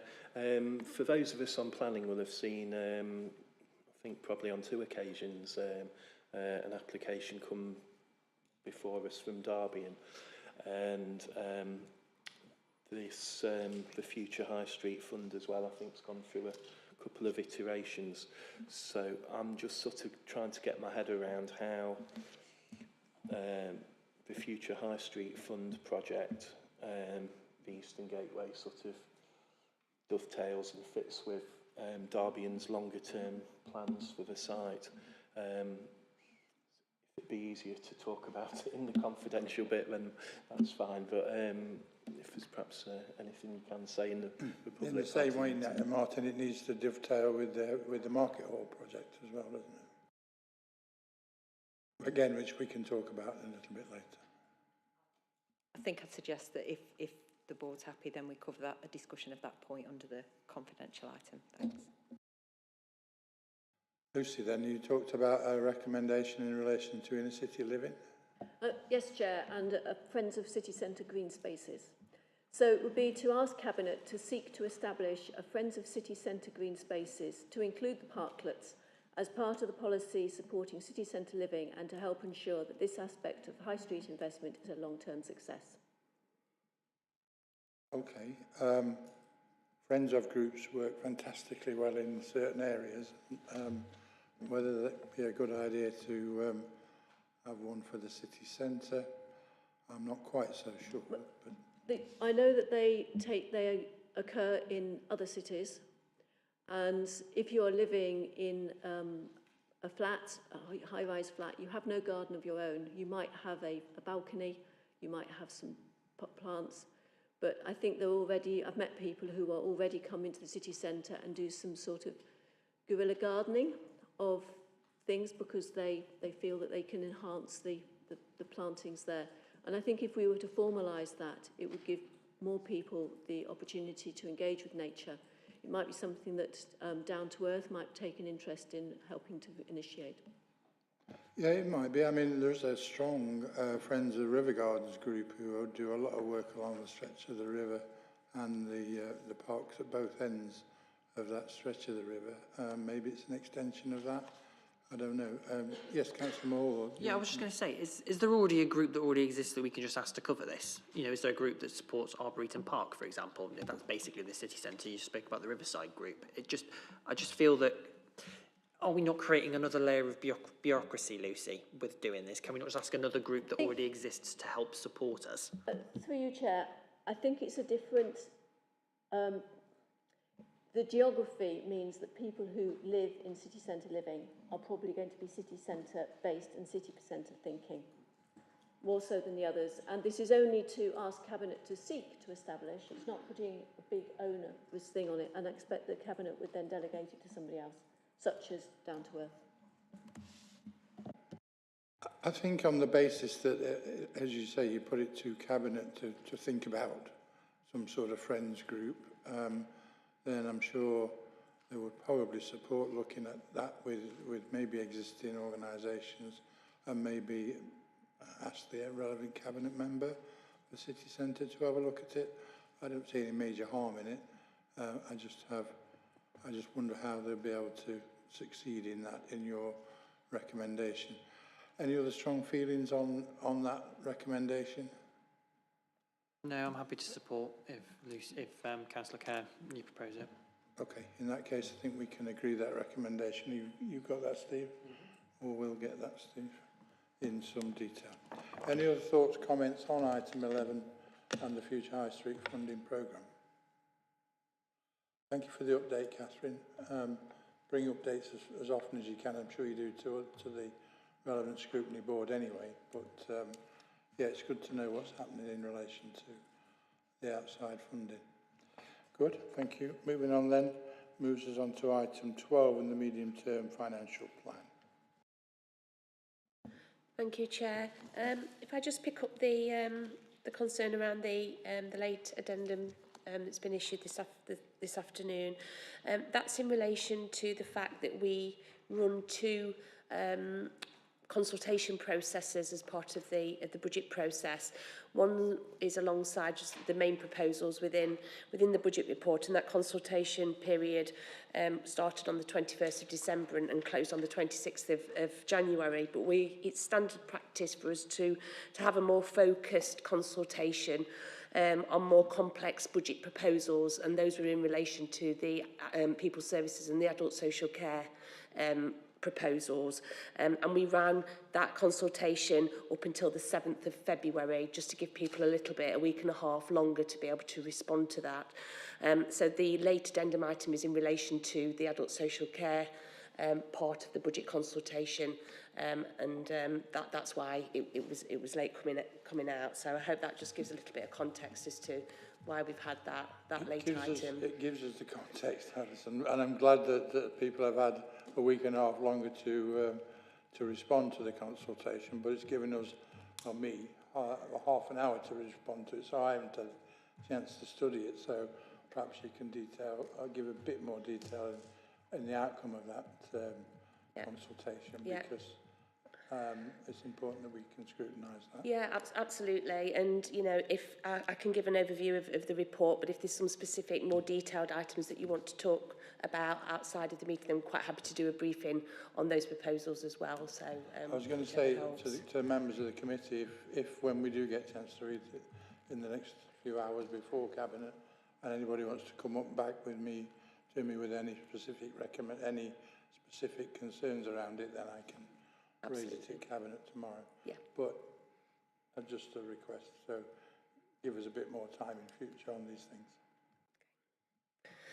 Okay, so this is the report that's going to Cabinet on Wednesday is the report that will find its way through to full council on the 28th of February, which is details the proposals for the council's medium-term financial plan for the 3-year 24-5 to 26-27. So as I said, we've run a consultation process, two consultation processes that have run. One closed on the 26th of January and the adult social care one that closed on the 7th of February, and they're detailed at Appendix 9 of the report. In terms of the consultation responses, as I said, we can do some additional briefings specifically on that once scrutiny boards had time to digest the outcomes of those. The response numbers were relatively low. There were 65 responses to the main budget consultation and 92 responses to the adult social care. The main ones there are focusing on funding reductions, and I think there was about 6 responses in relation to the AI proposals within that report. The report that was issued, the budget report that was issued on the 20th of December was before we'd received our provisional settlement. So there were some assumptions made within that funding that have been reconciled and detailed within this report that we now have in front of you. So I'd draw scrutiny's attention to table 4.3.3, which is on page 13 of the report, and that identifies what the changes are from this report to the report that went out to consultation in December. So in terms of a summary of those main changes, we reviewed 2 of the pressures. Each of them was for £100,000, which have been reduced. One was for barrister fees in children's services.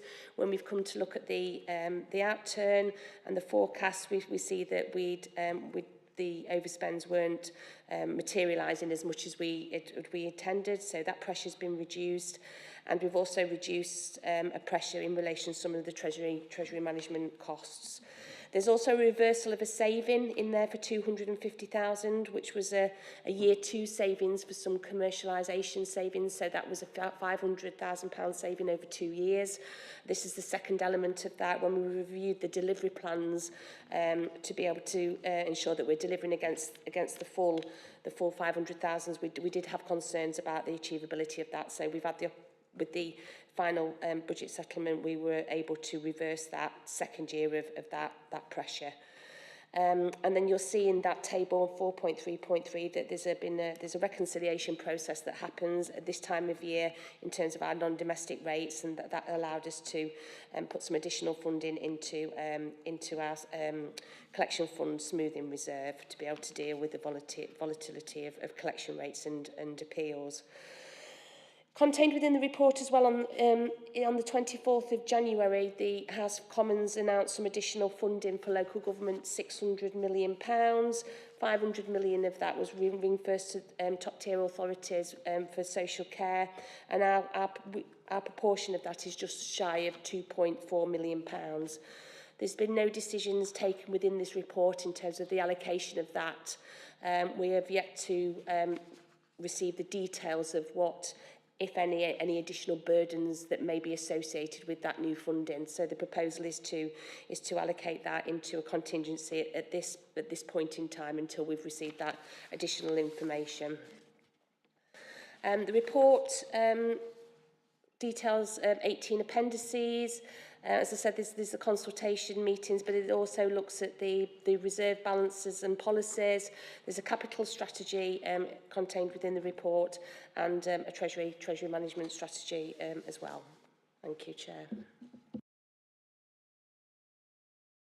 Yeah, before I open it up, Alison, there's that money you talked about just with that.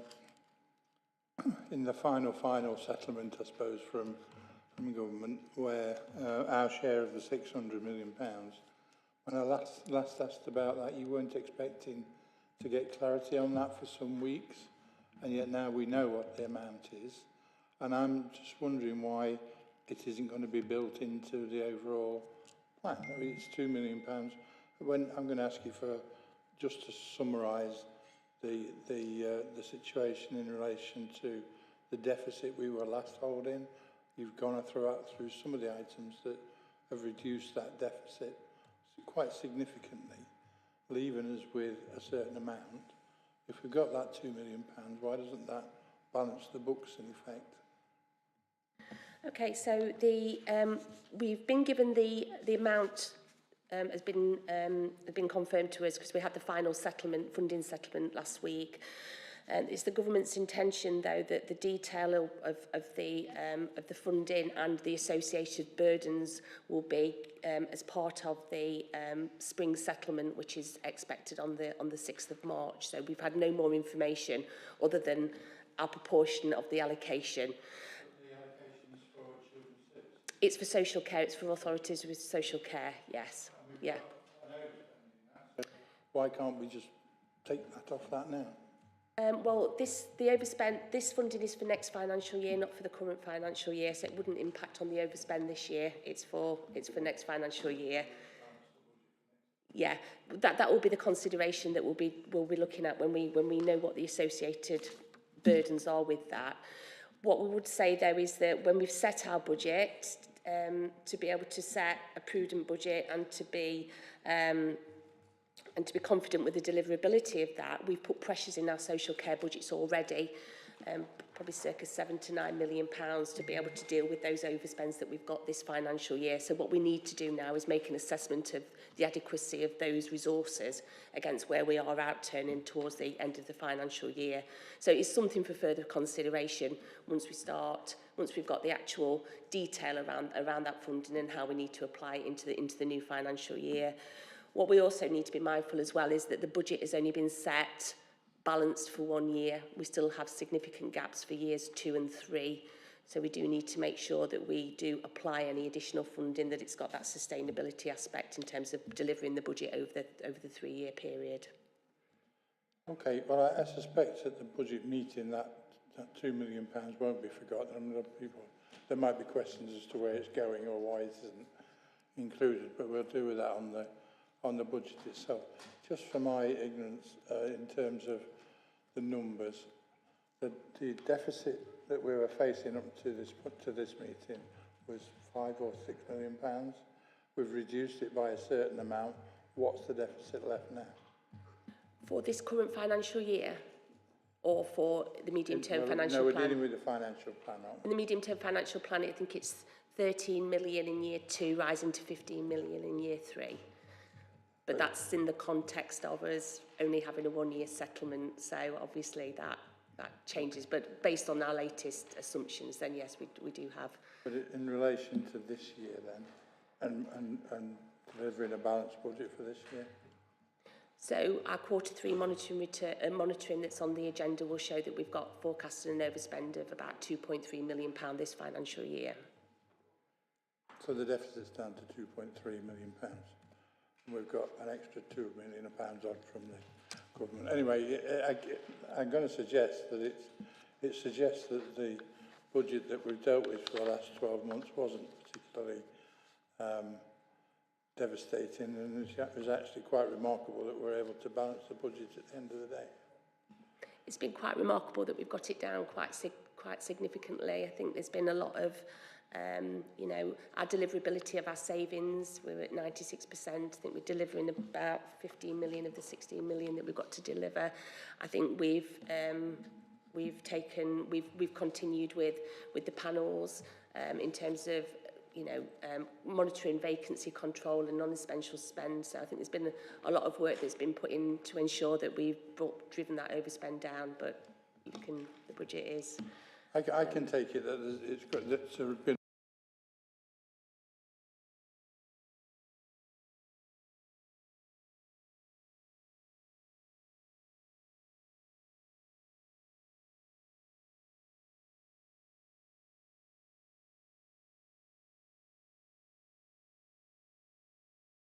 I apologise, some of these questions I probably could have been asking earlier, though not all of them. But I wanted to start with an allusion to paragraph 4.2.5, which talks about where funding comes from. And I think that under 4.33, which talks about commercialisation, we haven't included in 4.2.5 that we have an income stream, or we can have an income stream from services we're selling, from whether that's a seat at the pantomime, or whether it's car parking, and we didn't seem to have pulled that in as one of the sources of income to the council, which is services that we're providing. And I haven't fully read, but I've seen a report which talked about Buckinghamshire, whose legal services were looked at, and they are now making a profit on their legal services. So there are other ways of commercialisation that we could be looking at, which I don't think we've looked at yet, and you highlighted that we have actually expected to receive in table on 4.3.3 that we're removing the unachievable saving on commercialisation. And okay, we may not have achieved that yet, but I'm really disappointed that's been removed for future years, as well as the current coming year, because I think we must continue to look at that. And this seems to have been a matter of saying, we're not going to try doing this anymore. And I'm really disappointed in seeing that for future years. I've got several other points. In 4.2.13, we talk about communities as being one of the elements we're going to be looking at and working with more closely. And I can't see anything further on which is really saying this is how we're engaging with our communities, this is how we want our communities to really assist with balancing this budget. We're expecting individuals to be being more helpful in filling in forms and that sort of thing within the AI area. But how are we really engaging with not just communities in terms of community organisations, but communities as people living in an area? And I think this is key to something, and I can't see anything here that says how we're really doing that. And I think we need to be doing more. We need to build on that. I don't see how it's happening. In 4.3.4, the third bullet point talks about car parking proposals. And I would like to know what those car parking proposals are, which are adding a pressure in of nearly £200,000. In 4.4.1, I think I've got out of order. No, I think I haven't. 4.4.1, we're talking about needing to increase money in our PFI reserve, and I wanted to know what that was for. And then in the table related to 5.1.14, we've got two references to the HRA with identical. The second and fourth boxes have identical labels in them in terms of change and completely different sums. And I just wondered what that was about. And finally, in 5.2.7, we have another pressure which relates to parks and open spaces in terms of a rolling budget. And it's really, really nice. I completely agree. It's really, really nice to be able to do extra investment in parks and open spaces. But I don't know how this fits with provisions for parks and open spaces, which are included in Section 106 funding. And I feel that there needs to be some sort of alignment between the spending of Section 106 and the provision within it and this budget, because otherwise I feel we are going to end up forgetting to spend the Section 106, which has been a risk in the past. Thank you. Thank you, Lucy. My ward certainly won't forget 106 contributions and getting them used, but I'm sure others won't as well. Quite a list of questions there for you, Alison, if you want to come back on them. Yeah, so in terms of the commercialisation, just to give board some assurance that that definitely isn't something that we've given up on. We've got targets already. Services have for a number of years had trading targets that they're quite successful on delivering. So just those figures that are in the report isn't the only activity that the council does generate through that. However, you know, there is a drive on that, although the commercialisation needs to be sensible, safe, and doesn't need to set us up with some potential problems further down the line. But the delivery board, through its efficiency and innovation strand, is still focused on that area. Because we aren't delivering our additional current targets of 250, it just felt that it was prudent to remove the additional monies out of that. But it's definitely something that we continue to strive and focus to be able to generate income to support our services.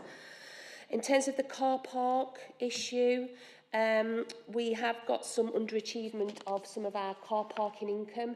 If we think about the work that's going on in Bold Lane, for example, we've seen some capacity reducing within that. So we do have some pressures within our car parking income that's helping towards.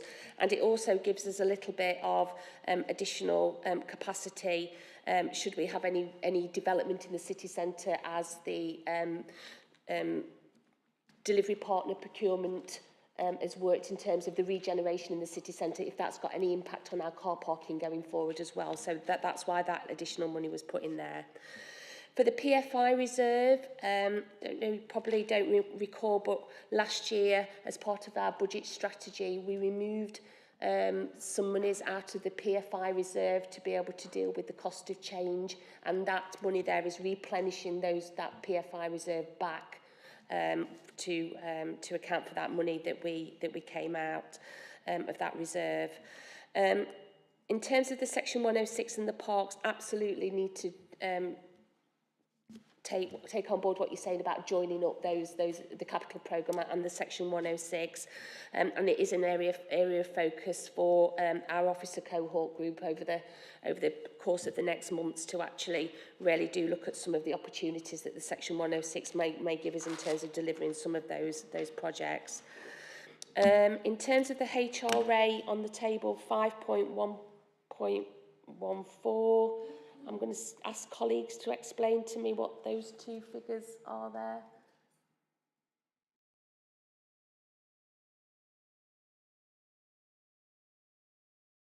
two references to the HRA. I think that was it, wasn't it, Councillor Kerr? It was the HRA.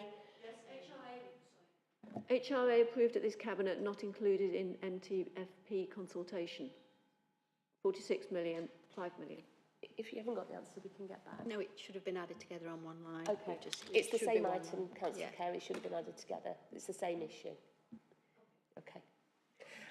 Was that, yeah, I think, was the one about communities? Yes, there was one about communities. I don't know, Sam, if you can add anything around the work that we do in engaging our communities, if you've got anything you could offer there. Certainly, I can try, but the work we're doing in communities is probably more around embedding the locality working model to be able to, I guess, work with communities to build resilience. What we're not doing within the locality working model is looking at the budget in a sense of using that model outside of the MTFP savings that are already in there to make savings. So I think I'd like a bit more information, Councillor Kerr, on what sort of things would you expect to see in the community for us to be working on the budget with them? Chair, should we take that offline and I'll have a conversation at some point in the future? I'm happy to do that too. Does that answer your queries, Councillor Kerr? Yeah, thank you. And raise any of those points independently and separately with Alison. I'm sure she'll go through them. Alison, just on reflection, the numbers you mentioned in terms of the consultation, 65 on one and 90 on the adults and a few mentions of the AI, they seem low compared to other years. I know we don't get masses of interest in our finances directly, but are they lower than normal? I think they are lower than normal, but I don't have the comparative figures, Chair, to be able to just give you those, which I can do, but they do feel lower than what we've had in the past. But I suppose in the context of this budget, if you compare to last year, we had to deliver for this financial year £16 million worth of savings. We've just got over 8 million, so maybe there's some reflection on volumes in terms of the numbers of savings that we're proposing. I don't know, but I can get you some comparable figures. If you would, because it'd be going in the wrong direction if it's fewer, but that we need to get more public and partner interest in the finances at this point. So if you let me know those, I'd be obliged. Okay, any other comments, questions in relation to item 12? No. So the committee notes the report, Simon, yeah? Leading on to item 13, which is the financial monitoring position, quarter 3.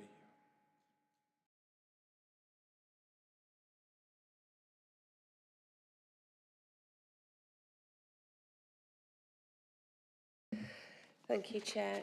So this is the quarter 3 financial monitoring report. So it's our position at the end of December, forecasting up to the end of the financial year. And as we've mentioned previously in this meeting, the revenue budget overspend has decreased by 4.174 million from our quarter 2 position, where we were forecasting an overspend of £6.5 million. So our overspend is just shy of 2.4 million. In terms of some of the changes for the quarter 3 position, you can see that that's summarised in 4.2 of the report. We've got about £1 million worth of movement in terms of the service budgets, but we've had a significant amount of income, £3 million, that's due to our non-domestic rates. And I suppose just to clarify what that is in relation to some of the comments that you've made earlier, Chair, in terms of our collection rates on the debt policy, that £3 million is due to some additional compensation that we get from central government for their capping of business rates. And that's something that we get all the time, but it is index linked to inflation. And because inflation has been running high, that compensation is higher than we've seen in previous years. So that's accounted for £3 million worth of that variance. The report details some of the positive things that we've done to be able to try and pull that overspend, that forecast overspend back. I spoke about the continued efforts on recruitment and non-essential spend through the panel, and we've mitigated around about £4 million worth of spend through those mitigations. It's all had a positive impact. The overspend reducing does have a positive impact on our drawing down of our reserves. And that complements the reserve strategy that we've got in the medium-term financial plan, and the forecast balance of the general fund reserve will be around about 8.3 million, taken into the apportionment of the £2.4 million overspend. As I've said previously, we've had a savings target to deliver just shy of £16.2 million worth of savings this financial year, and we're delivering 96% of that at £15.5 million. The capital programme is detailed in the report. That's got expenditure to date of 129 million, and we're forecasting spend of around 209 million against a 226 million pound programme. The HRA is forecasting use of reserves of just over 3 million, and that's in line with the planned position for that. And just to note also that in the report it details the dedicated schools grant and the pressures that's on the high needs element of the dedicated schools grant, with forecasting a cumulative deficit by the end of the financial year of 13.7 million.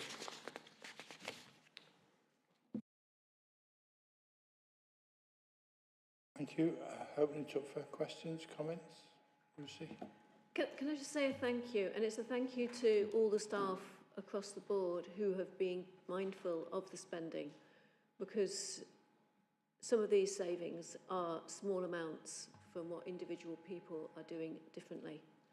And there may be some learning behind that, but I think it's something that can actually be quite draining on people if you're having to watch everything all the time.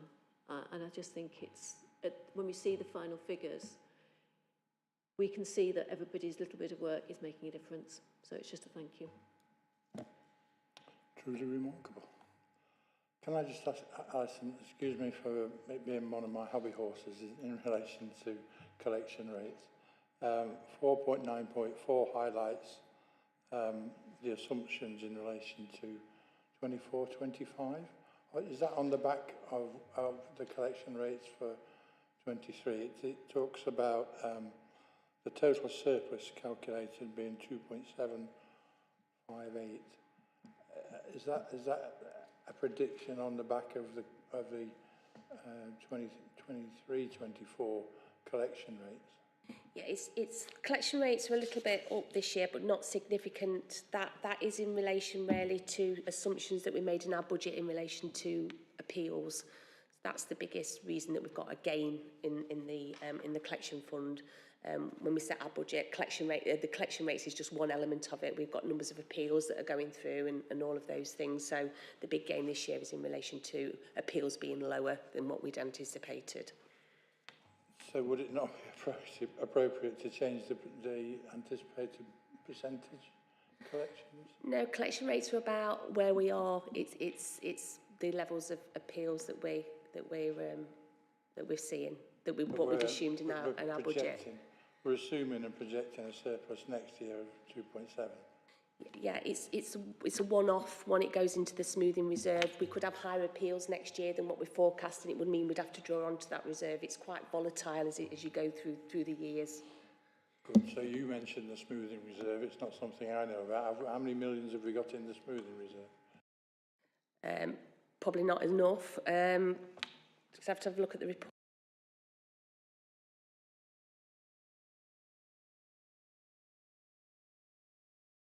Perhaps rather than the number, you could let me know that later. But explain to me.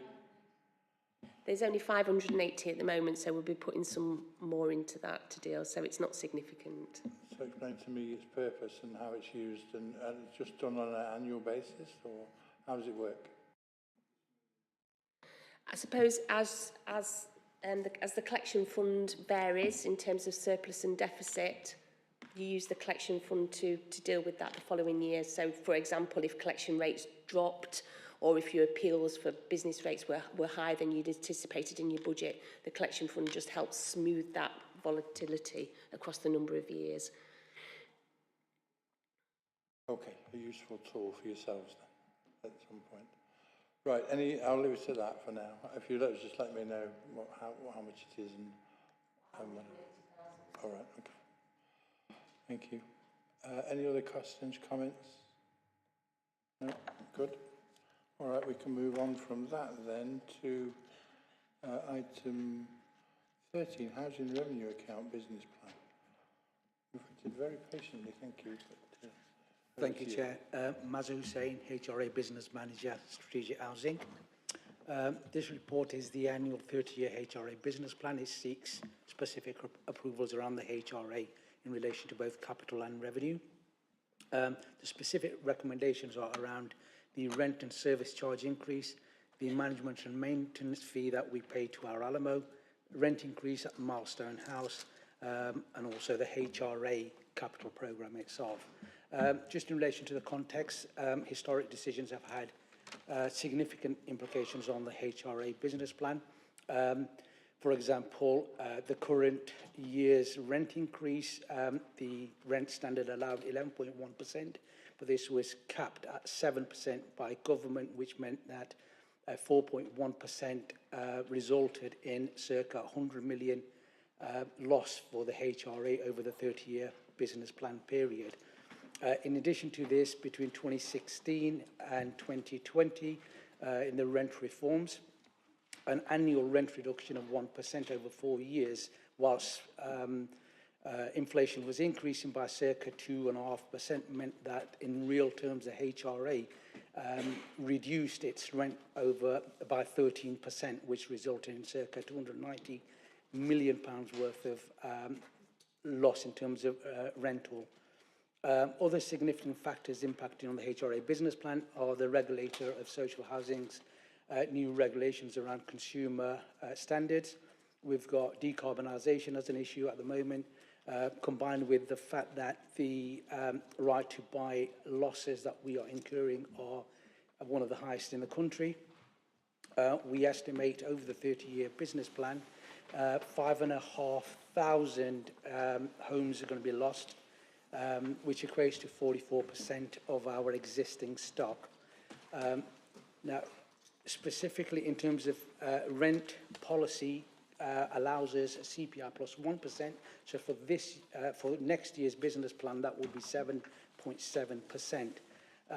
The report is recommending a 7.7% increase for our HRA stock, but a CPI increase, which is 6.7% for Milestone House.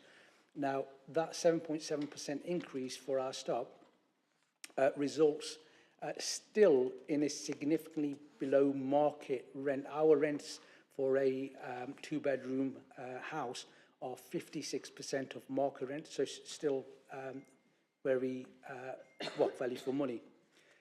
Service charges, we are allowed full cost recovery, which means we're allowed to recover or increase the service charge by 6.7%, which is CPI. There's two specific service charges which we haven't historically recovered, so are being subsidised, and they are namely grounds maintenance and communal cleaning. We are proposing that we increase the service charge by 10%, but to limit any hardship, we're capping that at £1 per week per service charge. Also recommending a freezing of the furniture pack, so no increase on furniture pack. Now, in terms of the capital programme, we've got £44 million for capital programme. That includes a replacement of 86 homes annually on average. But For the first 4 to 5 years, that's about 600 homes, but on average over 30 years, 86 units. That will limit our loss, which was going to be 5,500 to 2,900, which is 23% of our current stock. The current business plan reduces the reserve balance from a 42 million, which it currently sits at, to 7 million, which is the minimum we must keep. Now, we've been through a consultation, and the consultees were the Derby Homes Operational Board, which includes tenants, leaseholders, council members, and others, but also consumer voices, which are some of the most active tenants that we have. The Operational Board recommended 6 to 8%, but this was before we knew what CPI was. So that still falls within that range. Customer voices, at this point, we knew CPI was 6.7. They recommended a rent standard increase, which was CPI plus 1 at 7.7%. Some of the comments included the fact that because of our rent levels, that the increase was fair and reasonable, and it represented value for money. Thanks, Chair. Thank you for that presentation. Just to confirm, all the recommendations that Cabinet's been asked to consider have gone through the Derby Homes Board and fully supported by them. That's accurate, Chair. Thoughts, questions from anybody else? Lots of challenges in relation to housing and keeping up the numbers, obviously. And they're reflected in a lot of planning applications and property ideas that are going around, and some great work going on in relation to unused properties and bringing them back, and the threat of compulsory purchase to move them on can only, and the compulsory purchase, if needs be, of houses that need to be used is a massive thing. So congratulations on the work that's happening there. And if the residents are relatively happy with the extent of the rise in rents, then and the levels of rents, then there's not much going wrong there. Thank you. Martin, you wanted to? Yes, thank you, Chair. Yeah, it was just about the long-term decline, really, of the HRA reserve balance, which is first glance looks rather alarming, going from 50 million, which is it's been where it's 50 million, where it's traditionally been going right down to 7 million, I think you say. Obviously, that's over a long period, but are there things being put in place to sort of try and mitigate that and prevent that happening, basically? Is there anything that can be done?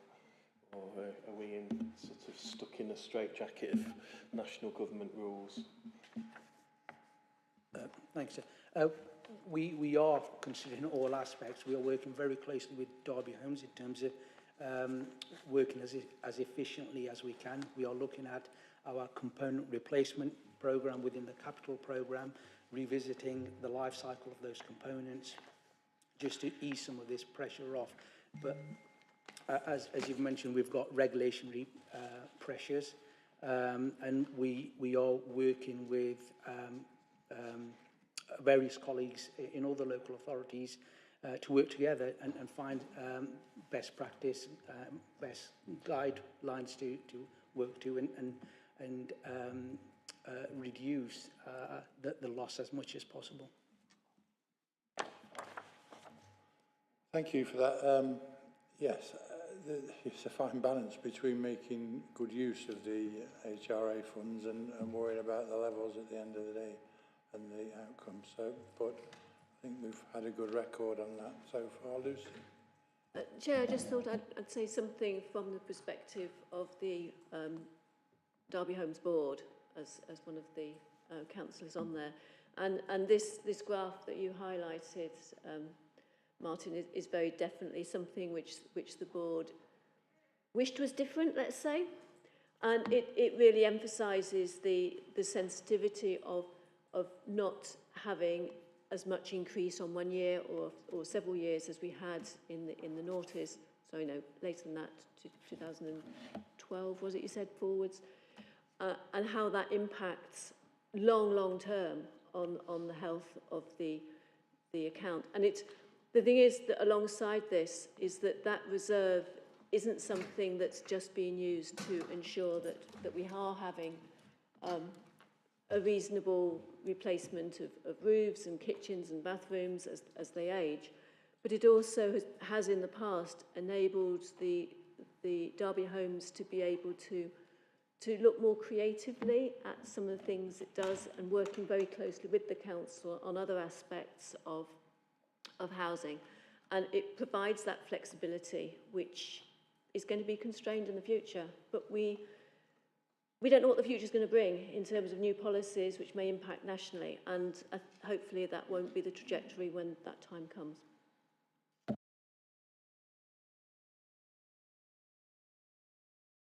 Any other questions or comments? We resolve to note the report. Thank you. Thank you. Moving on then to item 15, compliance with contract and financial procedure rules. Alison. Thank you, Chair. So, monthly report. We've got two projects on for this agenda. The first one is in relation to a bid for new funding of 510,000 from the Football Foundation to develop a 3G artificial turf pitch at Moorways Stadium. The total cost of the scheme, that particular scheme, is 825,000. We have an allocation on the capital programme of just over 300,000.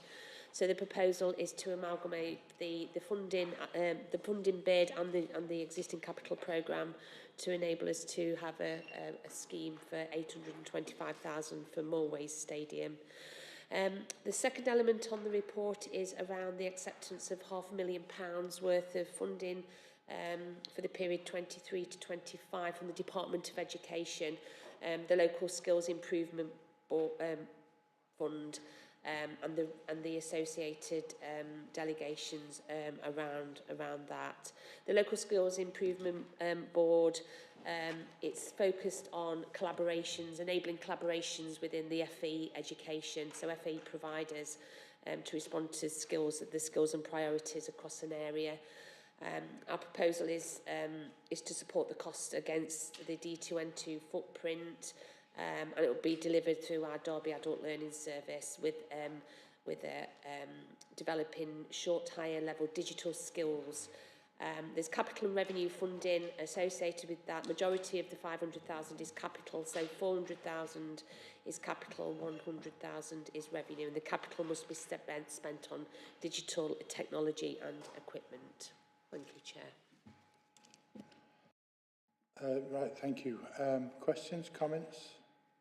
Lucy? 2 points, one on each of these topics, please, Chair.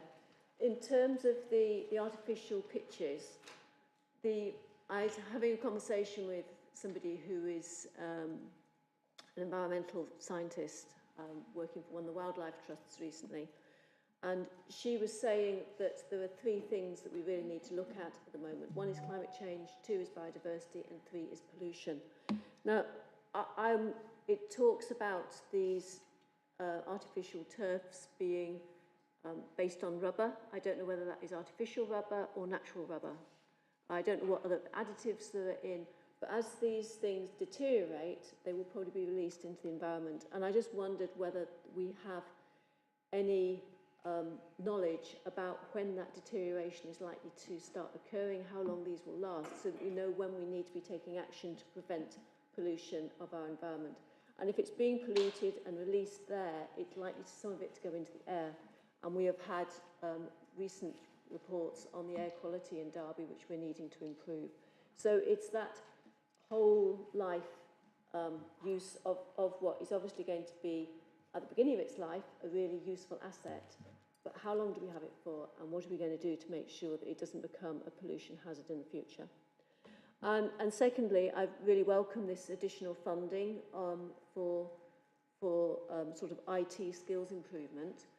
And I'm wondering how we can help target that to the people who are currently excluded from IT systems, whom we are going to want to engage with, utilising more IT as part of our engagement with our population to make sure that we are working as efficiently as possible in the future, and whether there is any synergy between those two strands of work that's happening in the council at the moment.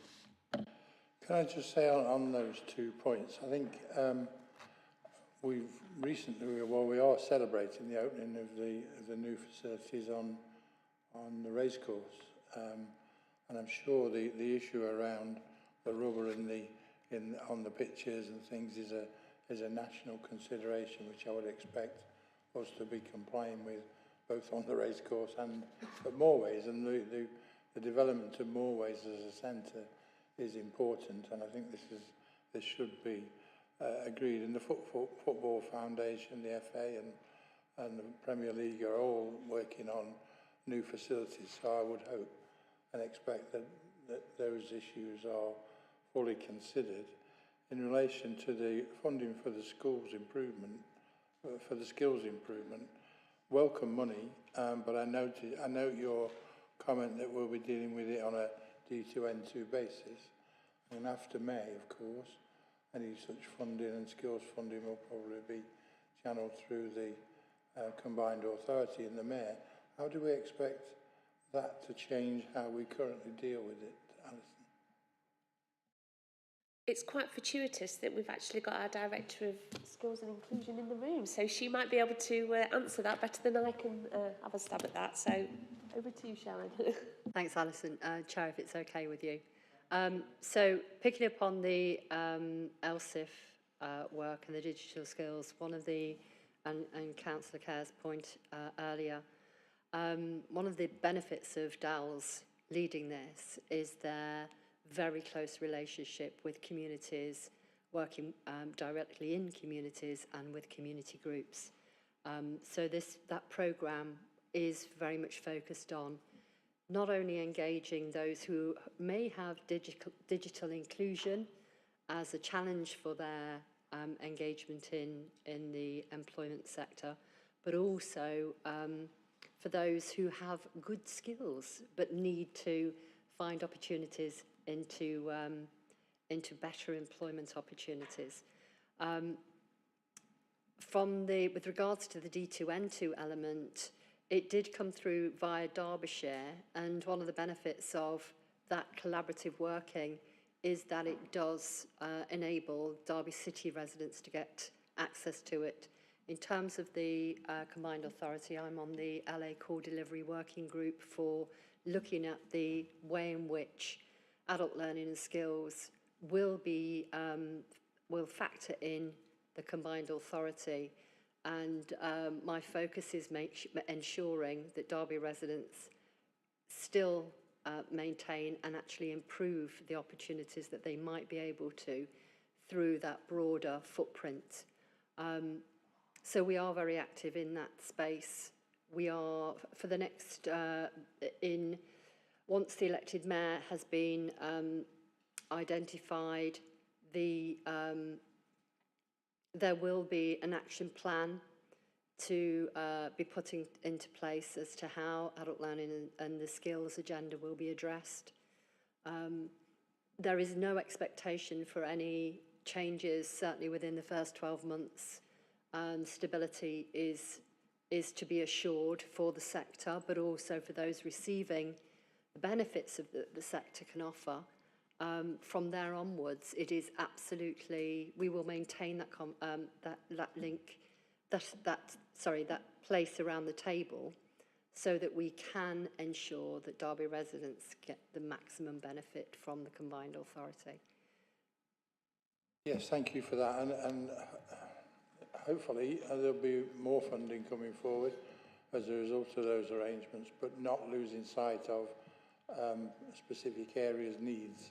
And, you know, the training and the skills that are needed, you know, if that's AI or that's railway or aerobatics, then it needs to be the right skills training in the right area, and I'm sure Dell's and that work towards that, but I can see that there will be a time of change or a time of reflection and reprioritising some of the things that are done. So good, thank you for that. So yes, I'm perfectly happy to accept £500,000 towards that sort of reaction. My question, Alison, is in relation to just some clarity around the funding and how much these grants, accepting them, go towards the moorways. There is some money still in the moorways project that makes it up to 800,000. Is that the complete cost of the project? Yes, Chair, the complete cost of the project. Okay, well that's reassuring because it was not cheap to establish what we have on the racecourse, and the council made a significant contribution to that. So if the funds that are going to be available provide the funding for moorways, then that should be welcomed. Any other questions, comments? So I think fair to say that the committee note the report and welcome the two projects, if you like. Okay, good. 16 then, Q3 performance monitoring. And somebody else has sat there very patiently as well to brief us. Thank you. Thank you, Chair. Yes, this is our Q3 performance monitoring report, which is a standard report that the committee receives. It provides an overview of our outturns at the end, up to the end of December, reflecting our priority performance measures, milestones, projects and strategic risks. So at the end of December, 71% of our measures where targets had been set had either achieved or exceeded that target, which represents an improvement from the 64% that was reported at the end of Q2. I would like to add at this point, this is based on the revised targets that were approved at the end of Q2, so that's 64%, those were reprofiled based on obviously that updated position. 93% of our priority milestones and actions were assessed as either completed or on track, and I'll come on to talk a little bit more about some of the changes, which is consistent with the position that was reported at the end of Q2, although we have had some change in profile of some of the specific areas. 72% of our priority projects were assessed as either green or amber green at the end of December, and this is often following targeted assurance reviews and activities where my team will have discussions with project leads to ensure that we've got appropriate evidence to assure ourselves on those classifications. Slight change from the end of September where it was 74%, but not a significant change, and is more likely to be a change in the overall profile and number of priority projects against which we're reporting. And there were 14 strategic risks on our strategic risk registers, so we had no new risks added to the risk register at the end of Q3, and activities were focused on risk identification and development alongside some deep dive risk reviews, which I'll come on to very briefly in a moment.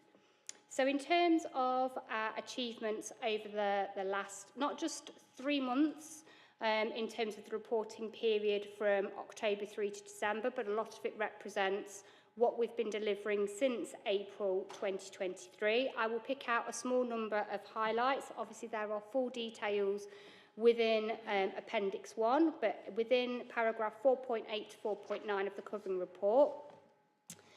At the end of September, because we report it a month in arrears, 44.6% of our household waste was recycled, composted or reused. This is a provisional figure, it is subject to validation.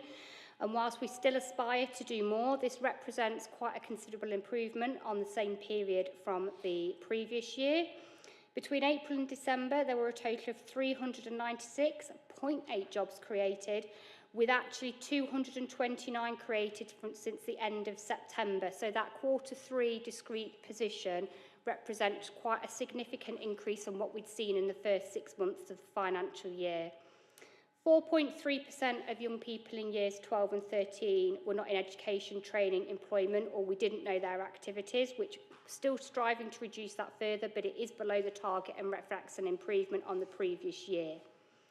In terms of supporting the cultural vibrancy of the city, we did see over 341,000 attendees at Derby Live presented and supported events. Obviously, our festive offer contributed to that position alongside the number of people who attended the Derby Arena alone. From a resilience perspective for our city, we have seen an improvement in the stability of our looked after children. So this was an area that we'd previously reported through quarterly monitoring, where we had seen ourselves rise against national comparators. We hosted a performance surgery in September of last year, and there's been a considerable amount of work coordinated through the service in this area. And whilst we recognise this does still present a financial pressure to the organisation's sufficiency as a whole, we have seen an overall improvement in stable placement, which is a positive outcome for our looked after children. Another area where we've seen improvement compared to the previous financial year, and again it's something we continue to focus on, is the total number of working days lost due to sickness absence. It's an area that the board consider on a regular basis and has been subject to quite considerable discussion, and whilst we still need to do more in this space, at the end of December, the total number of days was 8.83 days. Now, compared to the comparable period in the previous year, it was 10.38 days. So we are absolutely moving in the right direction. We are looking at our wellbeing offer as stress and anxiety continues to be the dominant reason, and we've got lots of evidence of work that's progressing within this space. Over the third quarter of the year, we had 2 milestones where their overall assessment of progress had improved from some slippage to on track, and 3 that were completed, and details of those are contained within the covering report in paragraph 4.9. In terms of areas for development, whilst we have no new strategic risks identified, there was one risk pertaining to special educational needs and disabilities in the DSG, where the risk score has been escalated to 16, and associated performance measures and objectives reflect a comparable profile within Appendix 1. We've got no milestones, and this is a consistent position with that was reported at the end of September, where we are reporting major slippage, but there are 3 that are reporting some slippage. Again, we continue to challenge the evidence that sits behind that to ensure that we've got assurance on the progress that is happening, and look at the comparability with our overall performance and risk profile to ensure that we're looking from a horizon scanning perspective. So of all the measures that we report on as part of the Council Delivery Plan, 12 were not meeting their targets at the end of December. There's a summary of these in paragraph 4.17 of the report. Now, in some instances, the target is set as a threshold and is set to enable us to have an informed discussion around what that might mean for us either as a city or as a council. In other areas, it is where we are really striving to deliver improvements, and you will see a summary of the key drivers for that contained within both the appendix and also in the covering report.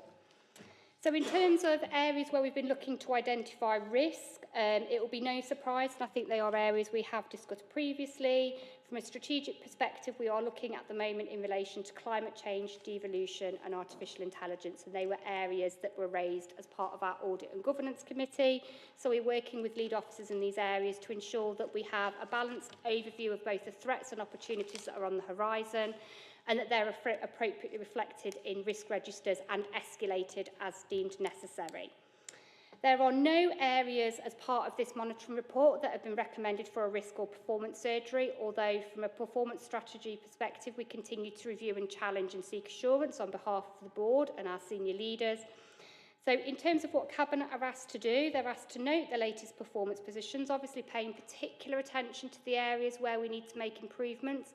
I would add to that, there's a lot to be proud of within this report, so obviously recognising the strengths and where our colleagues and partners have continued to work to deliver for Derby is equally as important. To improve the changes within the delivery plan, so these are presented in paragraph 4.6.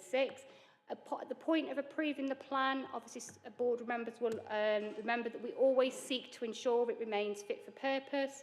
So there are a number of performance measures where we have either seen changes nationally, so we are changing what we're monitoring locally, or we're seeing challenges in ascertaining that information, and therefore we are ceasing monitoring of that and looking at alternatives. So there are a couple of changes proposed, and as I said, there are no areas recommended for a performance or a risk surgery. And Appendix 1 provides a full overview of progress at the end of December against the commitments within the Council Delivery Plan. Happy to take any questions. Thank you for all that. It's a vital piece of work that you do in terms of monitoring our performance in any subject, because the area can identify an issue that needs to be addressed the better. And I know that you report the details to Cabinet on a regular basis where there are issues coming up. Any comments, any thoughts? Yes, Lucy. Just very briefly, I just want to celebrate the 21 young people who have successfully completed their independent travel training. I think that that is a really nice statistic, and for those young people, it's going to mean a step towards an independent adulthood, and independence from being taken everywhere, often by their parents. So it's a freedom for their parents as well. And I just wonder, because these will be young people who go to special schools, but, you know, as was mentioned by Councillor Holmes, who's no longer here, at the beginning of the meeting, we have a lot of young people who aren't going to special schools, but also don't seem to have got that independent travel, because they're being taken in their parents' cars. And I just wonder if there's capacity in any way to explore how that service can be extended and made more general. It's not often where we say we want a special service for our children with additional needs actually expanded into the wider society, but I think this might be something we need to explore. Thank you. Okay, did you want to comment on that from a...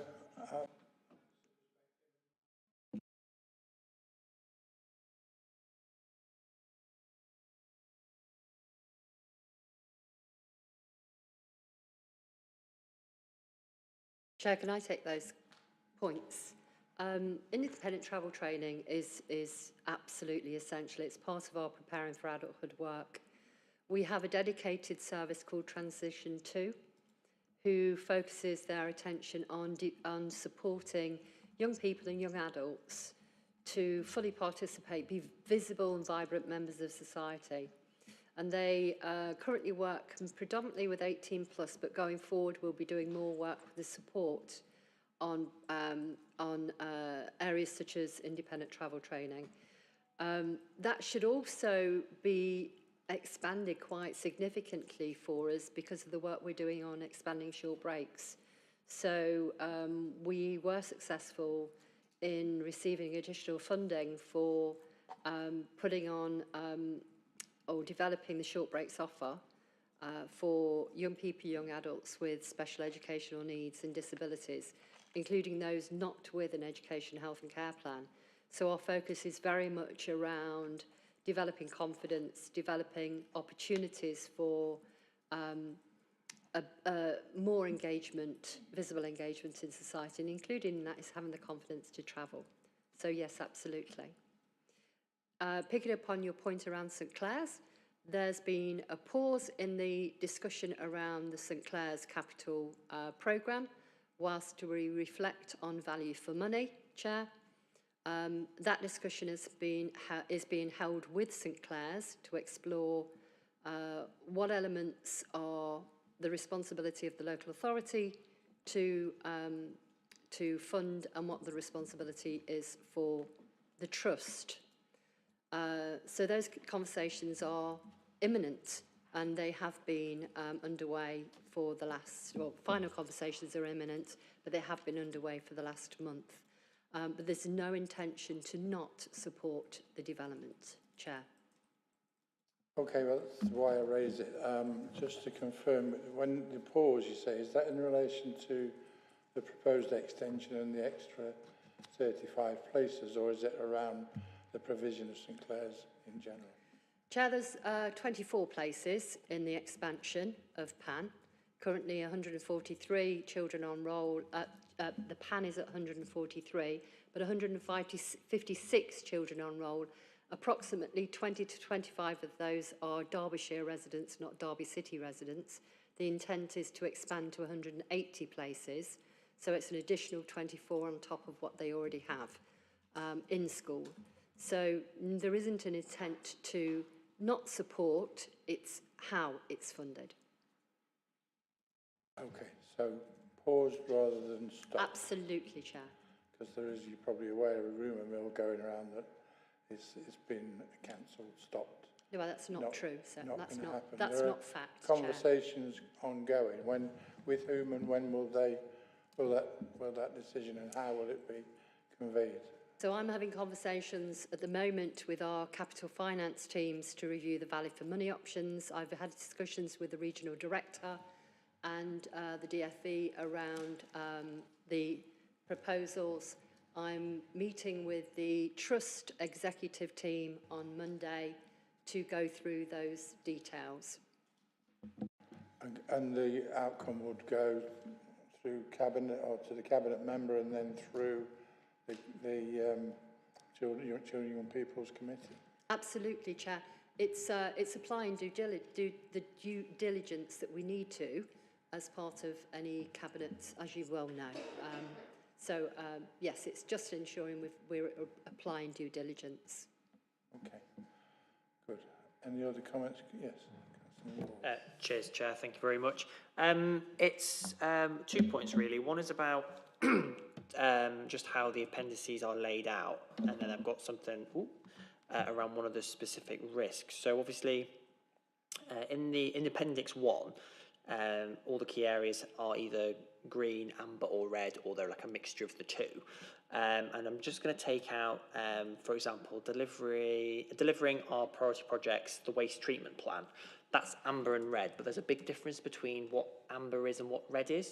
So like the risk, if I take the key value at the bottom of the report, if it's amber, it could be up to 500,000. If it's red, it could be over 5 million. So I'm just wanting a little bit more clarity. Could we potentially add against some of the key areas? If it's red, what the financial impact could be of that risk if it was to become a reality, if that makes sense? Yep, it absolutely makes sense. Obviously, from a risk perspective, we do have, and this is where I understand the point, different classifications to that we have from a priority project monitoring perspective. From a risk perspective, that risk, I believe, was closed, so we're monitoring that from a priority project perspective. And that would be contained, obviously, within our monitoring information. Where appropriate, we can identify that and report on it, and I can take that back to lead officers. Well, that's great. And then my only other point actually is on the waste treatment, the little paragraph that it's got there. I'm not sure if this is a question for you or maybe it's for yourself, Sam, potentially. But it says, soft market testing has been completed and a procurement approach is in development. So obviously relatively new to the council. I know some of the background to the waste treatment facility, but what is that procurement approach that's being developed? And it says that its time frame is on track. What is that time frame exactly? I know there are some commercial sensitivities that maybe we can't discuss in public, but whatever information you can give, Sam, that'd be much appreciated.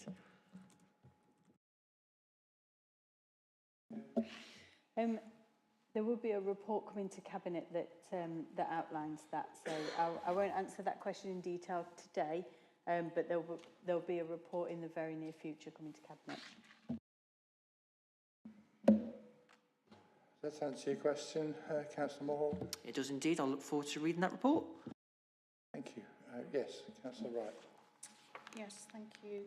On page 9, the last box